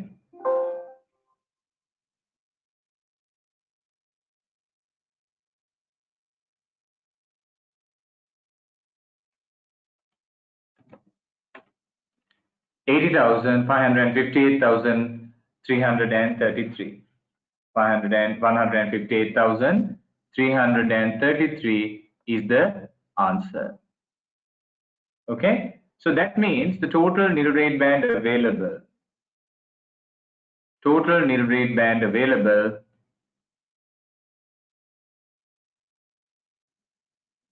is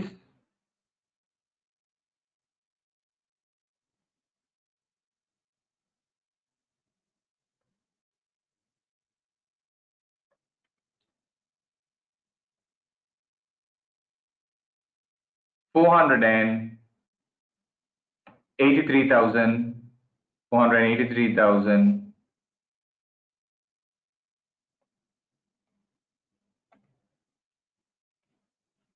333.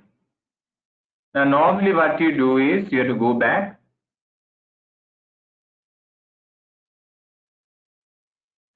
Now in this situation, when you click on this, you can see the way you have done the computation. So it doesn't matter, you have to don't have to show each and every computation if it appears on the formula bar for the examiner to check.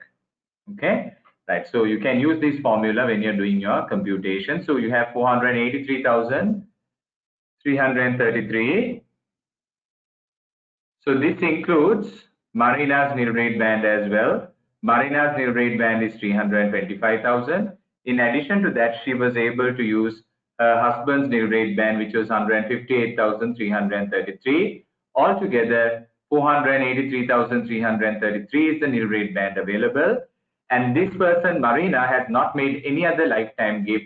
So even though you go back 7 years from the date of gift, nothing is left. Therefore, you get the answer. This is going to be your taxable amount. Taxable amount is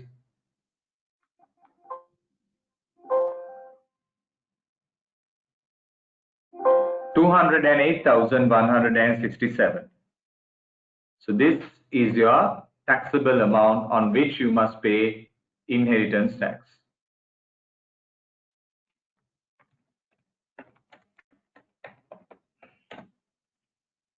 Now the IHT is at the death rate 40% on this. So 208,147 into 40%.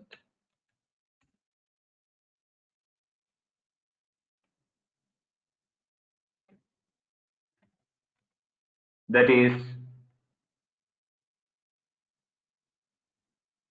83,267. And from this, don't forget, you can deduct the taper relief. You can deduct the taper relief. Now, the taper relief depends on the time gap between the date of gift and the date of death. So the date of death is 1st of October 2020, and the date of gift is 1st of February 2015. So count the number of years from the date of gift to date of death. So 16 February, 17 February, 18 February, 19 February, and then 20 February. So the time gap between the date of gift and the date of death is 5 to 6 years. 5 to 6 years. The time gap between the date of gift and the date of death is 5 to 6 years.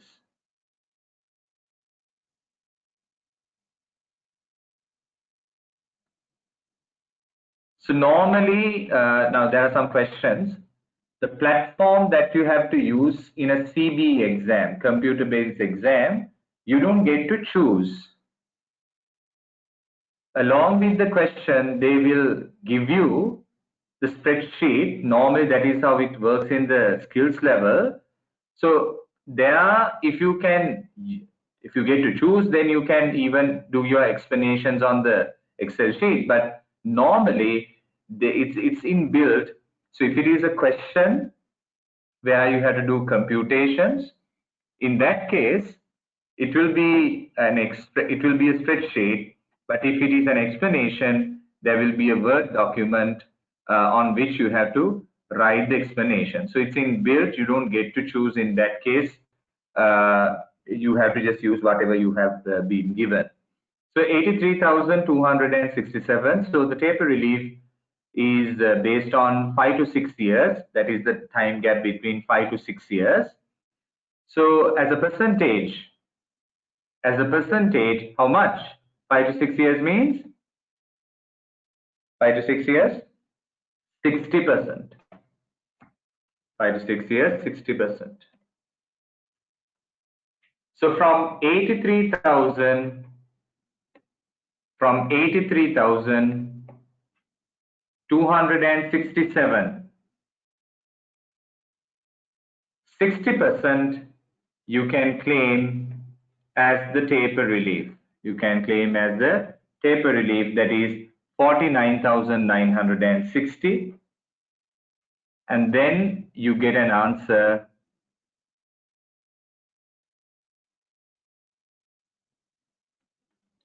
33,307. If you have any lifetime IHT paid, you can deduct it. But since it's a potentially exempt transfer, you cannot have lifetime IHT. And finally, you get your inheritance tax payable, IHT payable.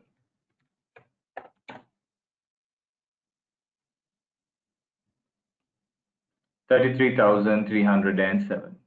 33,307.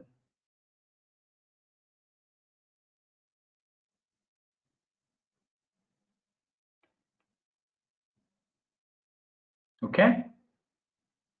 Right. So this is the answer for part A, actually, to secure 7 marks. So not bad. Here, the learning points were calculating the unused nil rate band of your spouse. And the other one was calculating the inheritance tax payable. And to calculate the transfer of value, we have to use a special formula that was the lower of 1/4 of method using the list prices, and the other one was average of the bargaining prices. So there was another question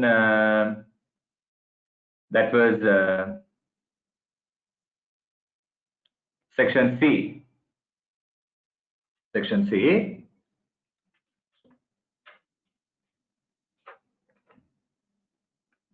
Explain how the proposed gift of the UK property will be treated for the purpose of calculating the inheritance tax on Pescara's death.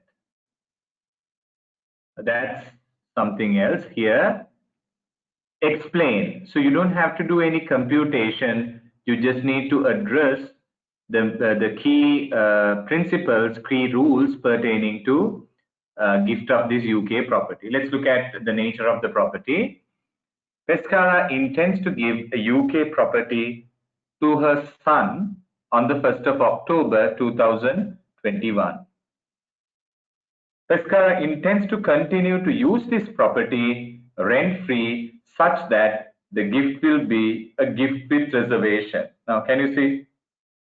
During my theory class, I explained how the gift with reservation works. So that is the explanation that you have to give.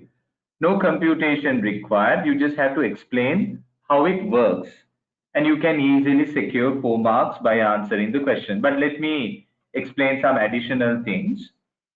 Now, Pescara intends to continue to use this property rent-free such that this gift will be a gift with reservation. So you don't have to waste your time to explain what a gift with reservation is, because the question specifically states the information that you've been provided specifically states it is with a gift with reservation. So you don't have to explain how it is going to be a gift with reservation. Already decided it's a GWR, gift with reservation. So you need to explain the inheritance tax implications on this gift with reservation. Now, Pescara intends to gift it on the 1st of October 2021. She intends to gift this on the 1st of October 2021. 1st October 2021. Now I'm going to explain the tax implications. Now, this is a gift made by Pescara during her lifetime. She's not dead now. So this happened during the tax year 2021-22. And what is it? It is a potentially exempt transfer. Under normal circumstances, it should be treated as a potentially exempt transfer. Potentially exempt transfer.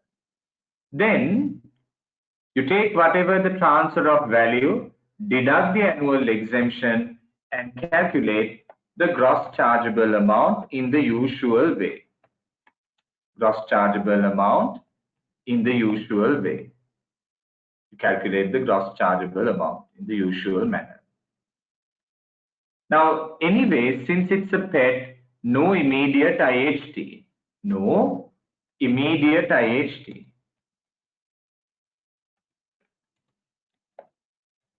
However, since it is a gift with reservation, there is an alternative computation that we need to consider here. Under normal circumstances, it is a potentially exempt transfer, which has a gross chargeable amount and no immediate IHT. So from the date of the gift, which is 1st of October 2021, if the donor dies within a period of 7 years, if the donor gives the asset, from the date of death, if the donor dies within a period of 7 years, if the donor dies within a period of 7 years, then this gross chargeable amount becomes chargeable. That's a normal situation. You made a gift during the lifetime, it's a pet, no immediate IHT, but if the donor dies within a period of 7 years, the gross chargeable amount becomes subject to inheritance tax. However, since it's a gift with reservation, we need to do another computation. And that depends on, so here donor dies within 7 years.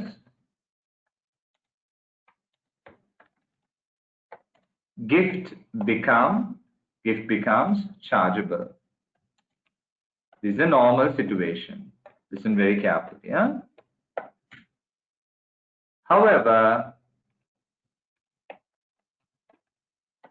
since this is a gift with reservation, there's another special computation that you have to do. There's another special computation that you have to do. What is that special computation that you have to do? And that depends on two situations. That depends on two situations. One, if donor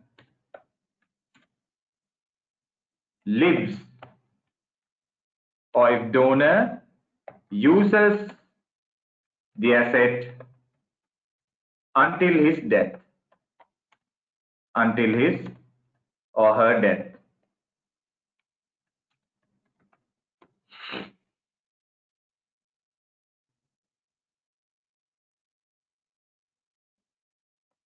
And the other situation,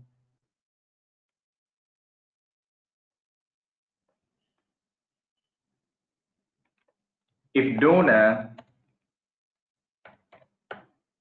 leaves prior to her death. These are the two situations that you have to explain. So if it is a gift with reservation and the donor continues to live in the premises without paying a rent until such time she dies, in that case, outcome is included. It should be included. It should be included in the death estate computation. Included in the death estate. Included in the death estate. And pay IHT at 40%. IHT at 40%. But there can be situations the donor is not going to, she's not going to live in that premises until she dies. Before that, she leaves the premises and moves to somewhere else. So at the time of her death, she's not using it. Prior to that, she leaves the premises. Now there you have to be cautious because it's a special thing. So if the donor leaves the premises or stop enjoying the benefits prior to her death, at that time should be treated as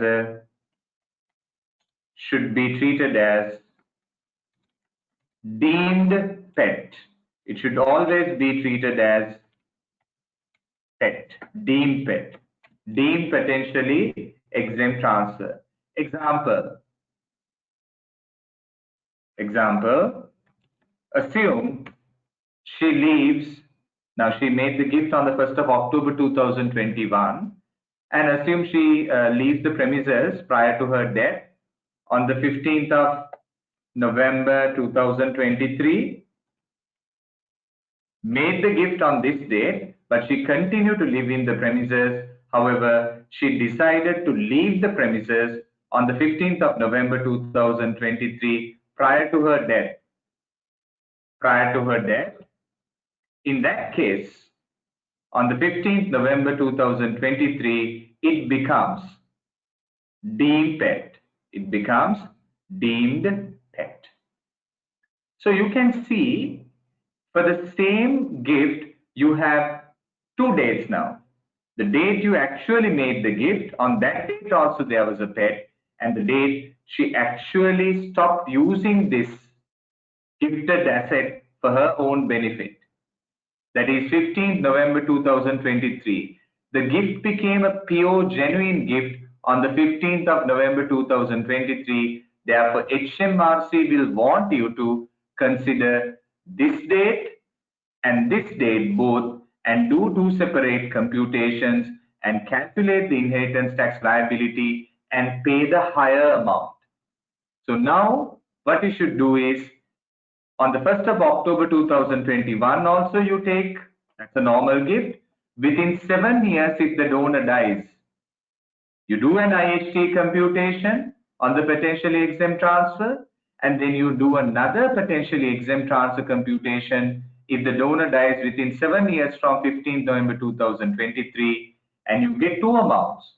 You don't have to pay both the amounts because then it will be double taxation, but from the two amounts, HMRC will want you to pay the higher amount as IHT payable. If you continue to use the asset until such time you die, then it will be included in the death estate and you pay at 40%, and you do the normal computation as usual, thinking it's a potentially exempt transfer, compare the two amounts and pay the higher value. Pay the higher value at the end of the day. So this is how gift with reservations work. This is how gift with reservation works. Okay, right. Now, let me move to another question.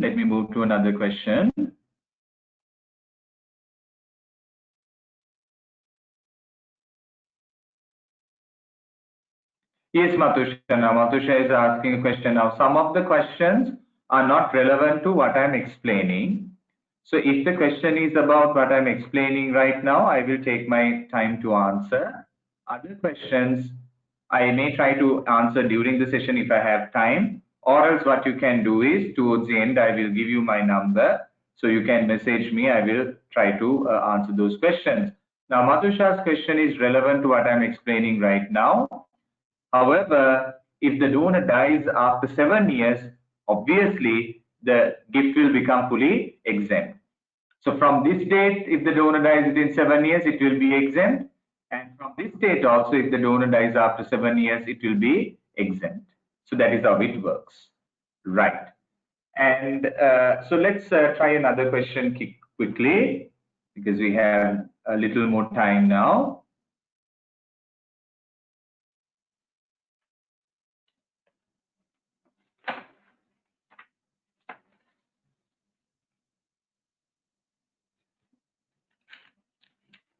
Let's look at question number 31.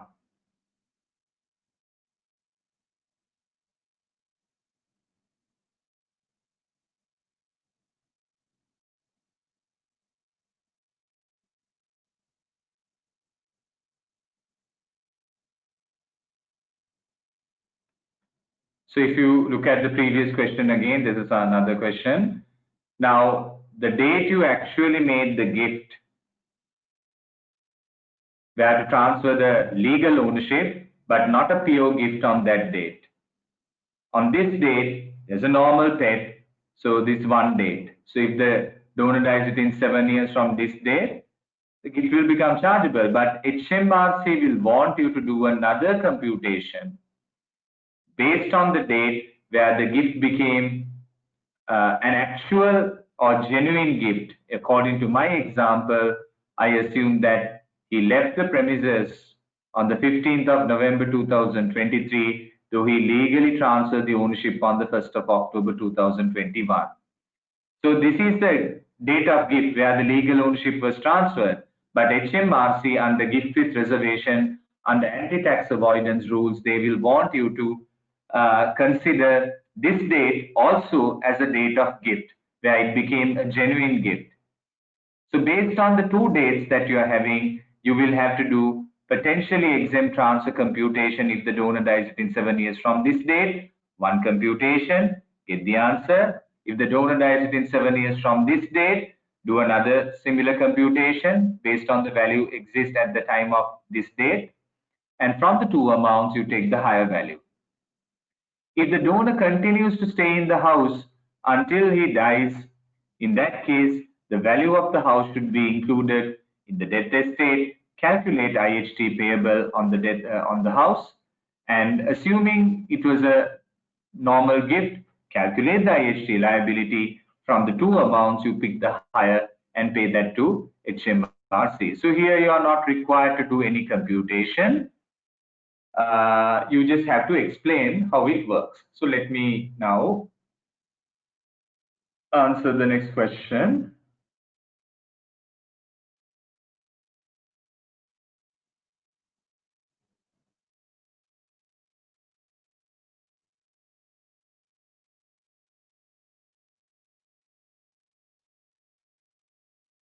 Let's look at this question as well now.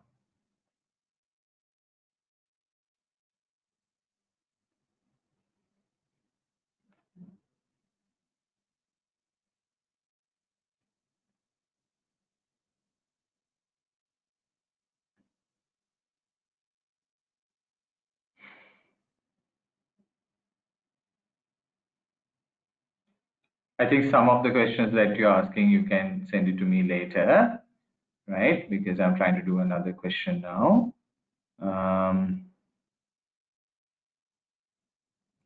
Okay.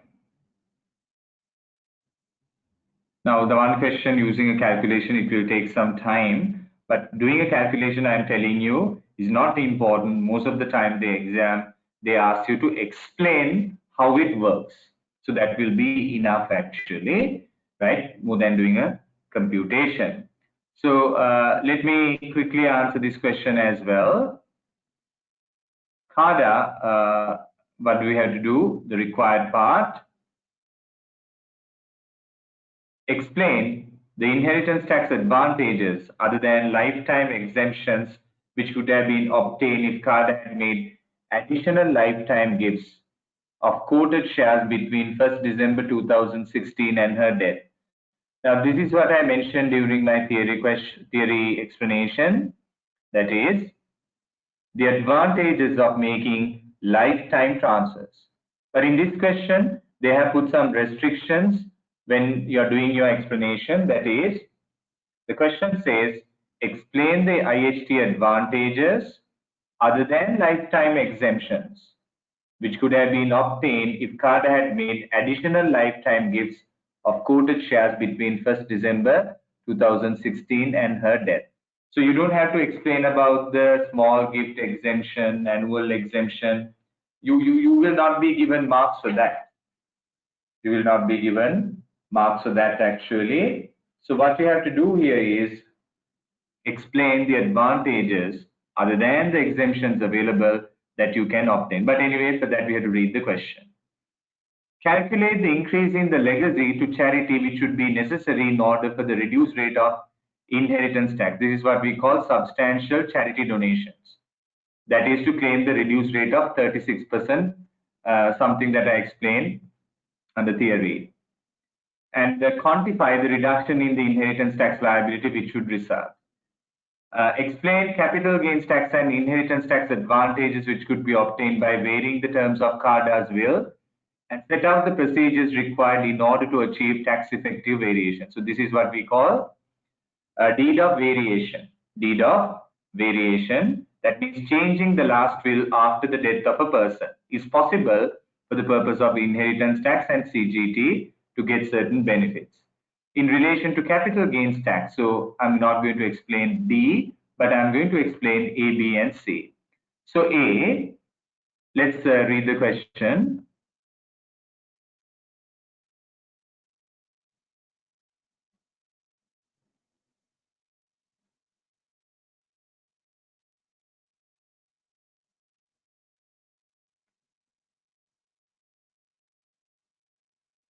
I think about the platform, whatever the question that you're asking, first, now I'm here to explain the subject. So platform is applicable to any other subject as well. So what you should do is, it's freely available. You go, there are questions, attempt the questions and see how it works. So without attempting, you will not be able to understand anything. And then you will be able to familiarize yourself with the options available. Okay.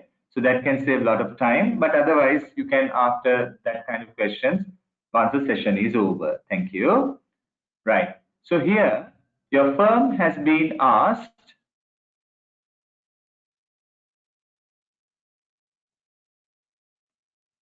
to provide advice in connection with inheritance tax and CGT following the death of CADA. The advice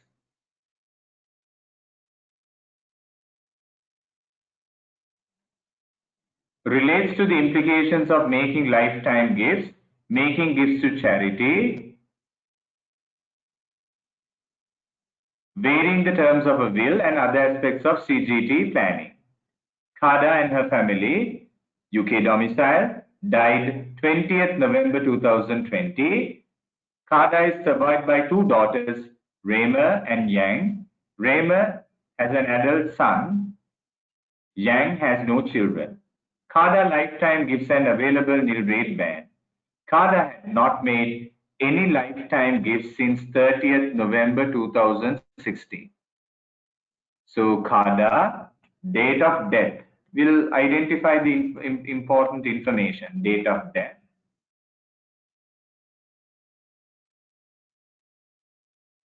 That is 20th November 2020.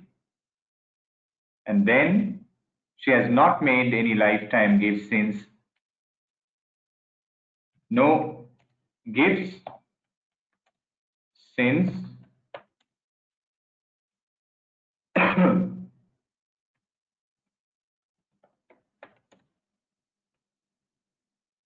30th November 2016. Okay. CADA's nil rate band available at the date of her death was £220,000. Right. So to answer the first question, information that I read, enough. They're enough for us to answer the first question. Explain IHT advantages other than lifetime exemption which could have been obtained if CADA had made additional lifetime gifts of quoted shares between 1st of December 2016 and her death. 1st of December 2016 and her death, 20th November 2020. So if you make a lifetime gift between 1st of December and her date of death, 20th November 2020, say you give quoted shares,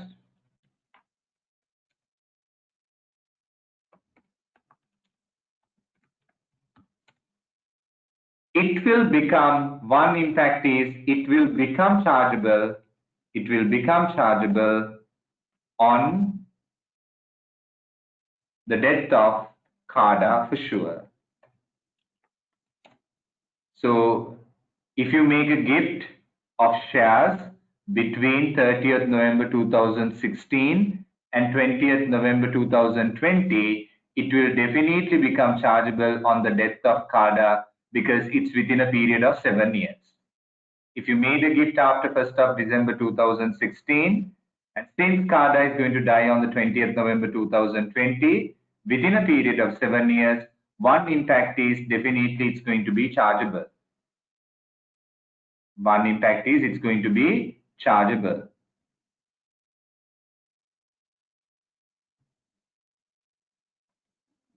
Chargeable as within 7 years. But there's advantage. However, IHT will be calculated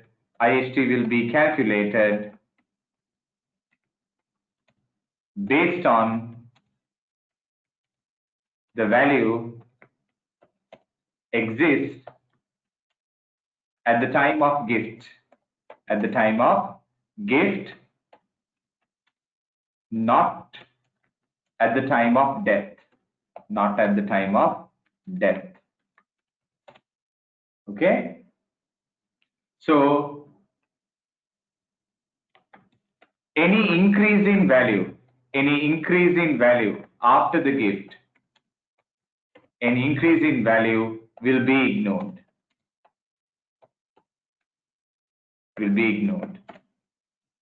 But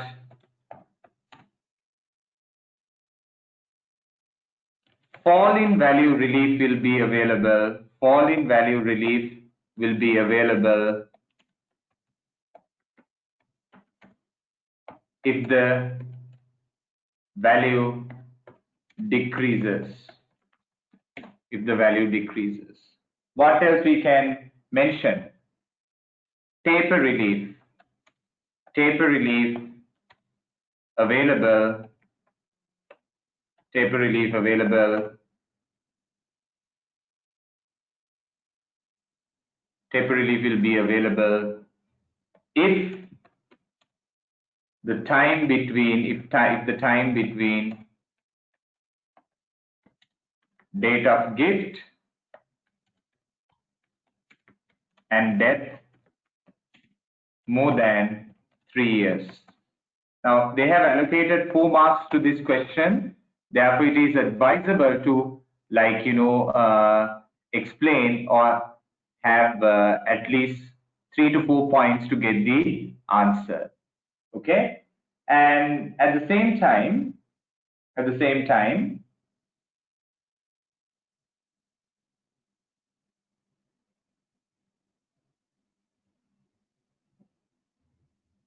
since it's quoted shares, now you can claim the business property relief, but the business property relief will only be available if you have control in this company. If you have no control in this company, business property relief is not available on quoted shares. Even then, you can claim a maximum of 50%, right? So anyway, you have a available nil rate band also in this situation, which you can use. So this gift will become only chargeable if the value of the gift exceeds 220,000. So anyway, there's an available nil rate band 220,000. So the value of the gross chargeable amount of the share transfer should exceed 220,000. Then only it becomes chargeable. Now let me explain the next part, the computation part. Calculate the increase in legacy to the charity which should be necessary in order for the reduced rate of inheritance tax. So that is calculating the baseline amount to see whether you can claim the reduced rate of 36%. So let's look at that aspect. Kada owned assets valued at 1 million at the time of her death. Kada left her house valued at 500,000 to Raymer. Okay. Now let's look at that part as well.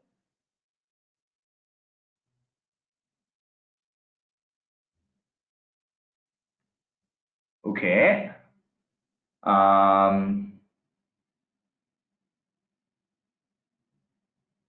House, 500,000 pounds. So I'm going to consider two situations here.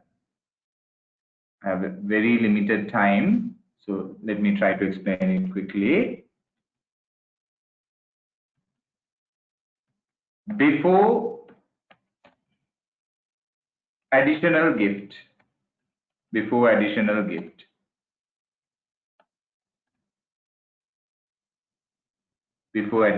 gift, and then let's look at after additional gift.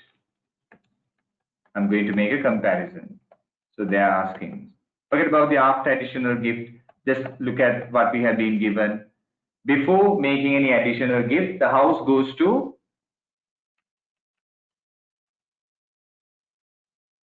Raymer, to your son. So direct descendant, in that case, you will be able to claim the residence nil rate band. And then 60,000 to UK National Charity. Kada left cash 60,000 to UK National Charity. So cash to charity, 60,000 pounds. It's an exempt legacy, but first we will calculate the total estate. Left her remaining assets, including a portfolio of shares valued at 440,000 to Yang, to the daughter. So the residual, the remainder, 440,000. So there you get 1 million. There you get 1 million. So this is the breakup. And from this, less exempt legacy,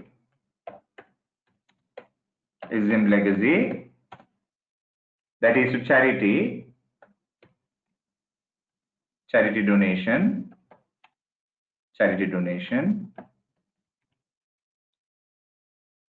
which is 60,000 pounds, So when you do that, you get a balance 940,000. From this, now house goes to whom? House goes to his son. That's the main residence. So if the main residence is gifted to your children or grandchildren, you can claim RNRB, residence nil rate ban. So the value of the house is 500,000. So you can claim the full residence nil rate ban, 150,000 pounds. And then you can claim the normal nil rate ban. According to the question, the nil rate band available at the date of her death is 220,000 only. The full amount is not there according to the question. The only amount which is available is 220,000 pounds. So after everything, you have a balance of 570,000 pounds. So this is what we call the taxable estate. This is what we call the taxable estate.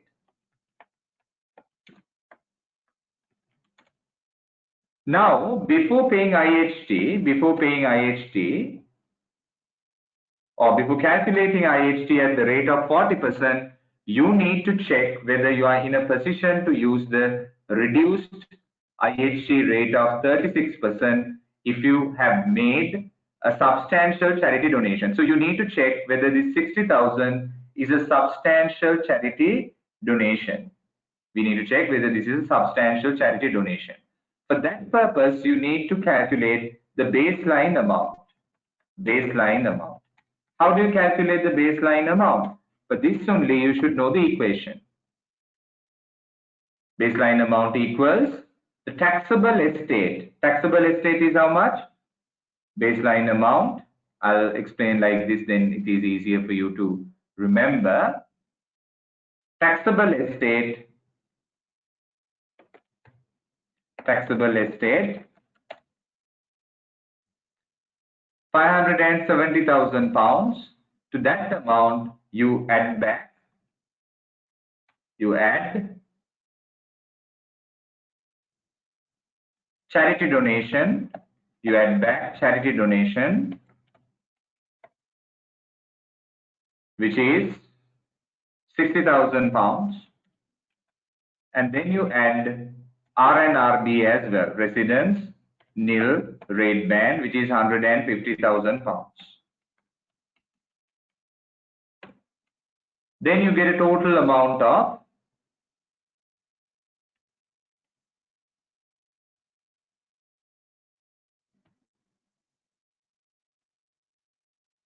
bear with me, guys. Little more, okay? I'll finish it soon.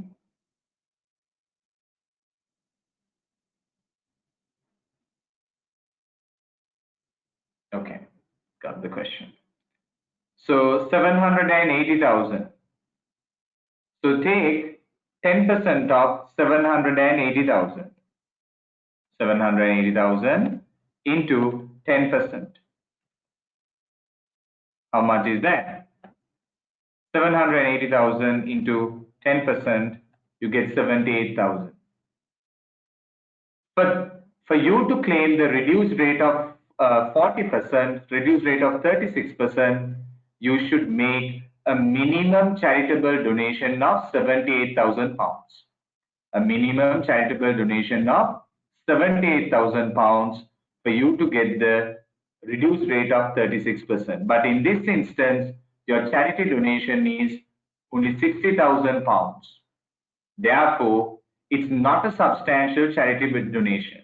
The current one is 60,000, which is less than 78,000 pounds. Therefore, it's not a substantial charity donation. You have to pay IHT at the rate of 40% on this 570,000, which is 228,000. So your liability is 228,000 pounds. Then we have to make a comparison. What if we make a substantial charity donation? 60,000 is not enough to come under substantial charity donation. You need to make a charitable donation of 78,000 at least.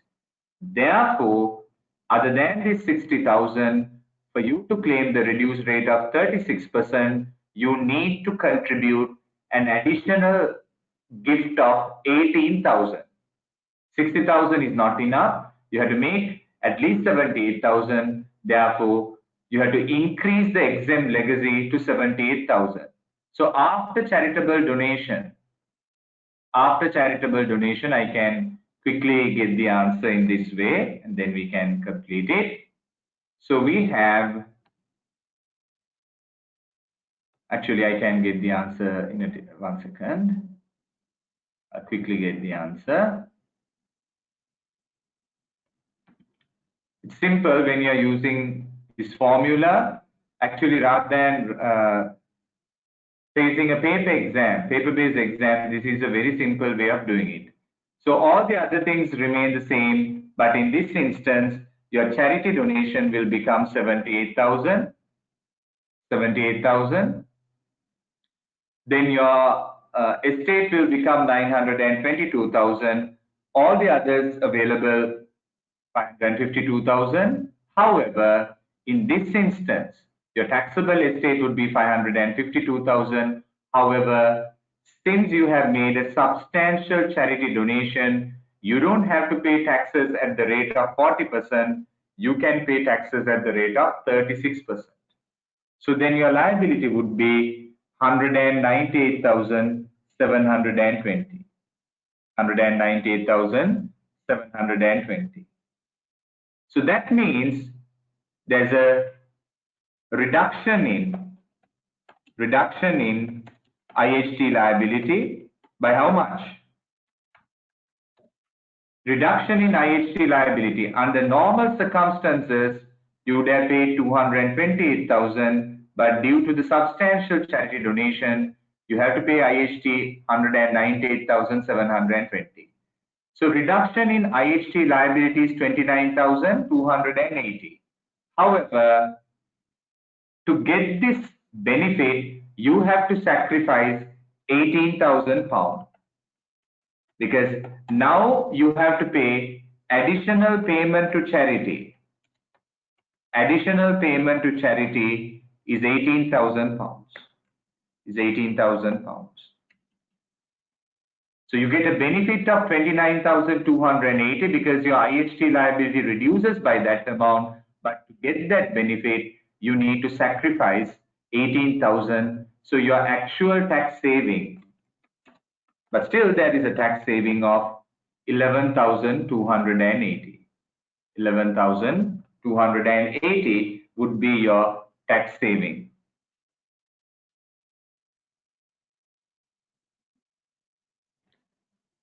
To calculate the IHT liability, yes, Matusha, I took 78,000 to calculate the IHT liability after making. So it's an exempt legacy, so I deducted that amount, got 922,000 and deduct the normal residence nil rate band and the nil rate band available. So the taxable estate was 552,000, and now you pay taxes at the rate of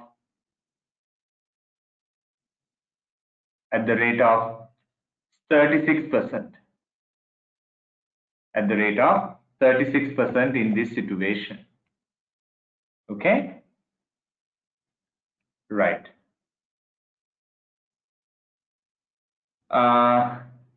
Yeah, so the time is actually up, but I'll quickly explain the next part also, that is the change of last will. I will explain it. I'm not going to type the answer. Now, normally when someone has written the last will, after the death of the person, can you change it? Obviously, then you can't call it a last will. However, under special circumstances, for the purpose of inheritance tax and CGT only, you can change the last will after the death of a person. That is what we call, and after the death of a person, only for the purpose of inheritance tax and CGT, you can change the last will. For you to change the last will, you have to write a deed. We call it deed of variation. For you to write a deed of variation, remember, for you to write a deed of variation, all the parties who are affected by the deed of variation must give their consent. It should not happen for a value. There shouldn't be any consideration. There shouldn't be any consideration, and all the parties who are affected by the deed of variation must give their consent. And when you're writing the deed of variation, you have to specifically state that this is only done for the purpose of, inheritance tax and CGT only. You cannot change the last will for any other purpose. And the deed of variation must be in writing, and it should happen within a period of 2 years from the death of the person. It should be in writing by way of a deed of variation, should happen within a period of 2 years from the death of the person, and all the parties who are affected by the deed of variation must give their consent, and it should not be for a particular value or consideration. And the other thing is, it should specifically state that the deed of variation is only applicable for the purpose of inheritance tax and CGT. So let's stop at this point. I wish I had more time, because all these topics are very long, but I have shared the materials for you to go through leisurely. I have shared some questions with answers for you to attempt leisurely at home. And the other help that I can do is I will share my WhatsApp number on the chat box. So you can ask whatever the questions that you have, depending on the time availability.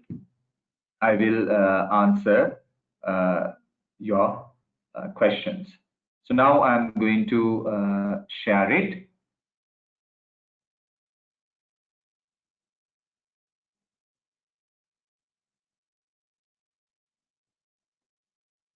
Share my number with you guys. So now I have sent. I hope that it's there. Yeah. So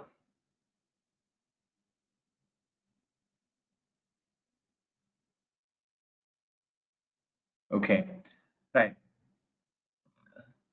Nice to hear that, Hina. Anyway, let's again meet up tomorrow. Tomorrow I'll be discussing some questions with regard to CGT at the same time, Pakistani time, 7 o'clock, 7 to 10, Sri Lankan time, 7:30 to 10:30. So let's stop at this point. See you tomorrow. Until then, take care, guys. Good night.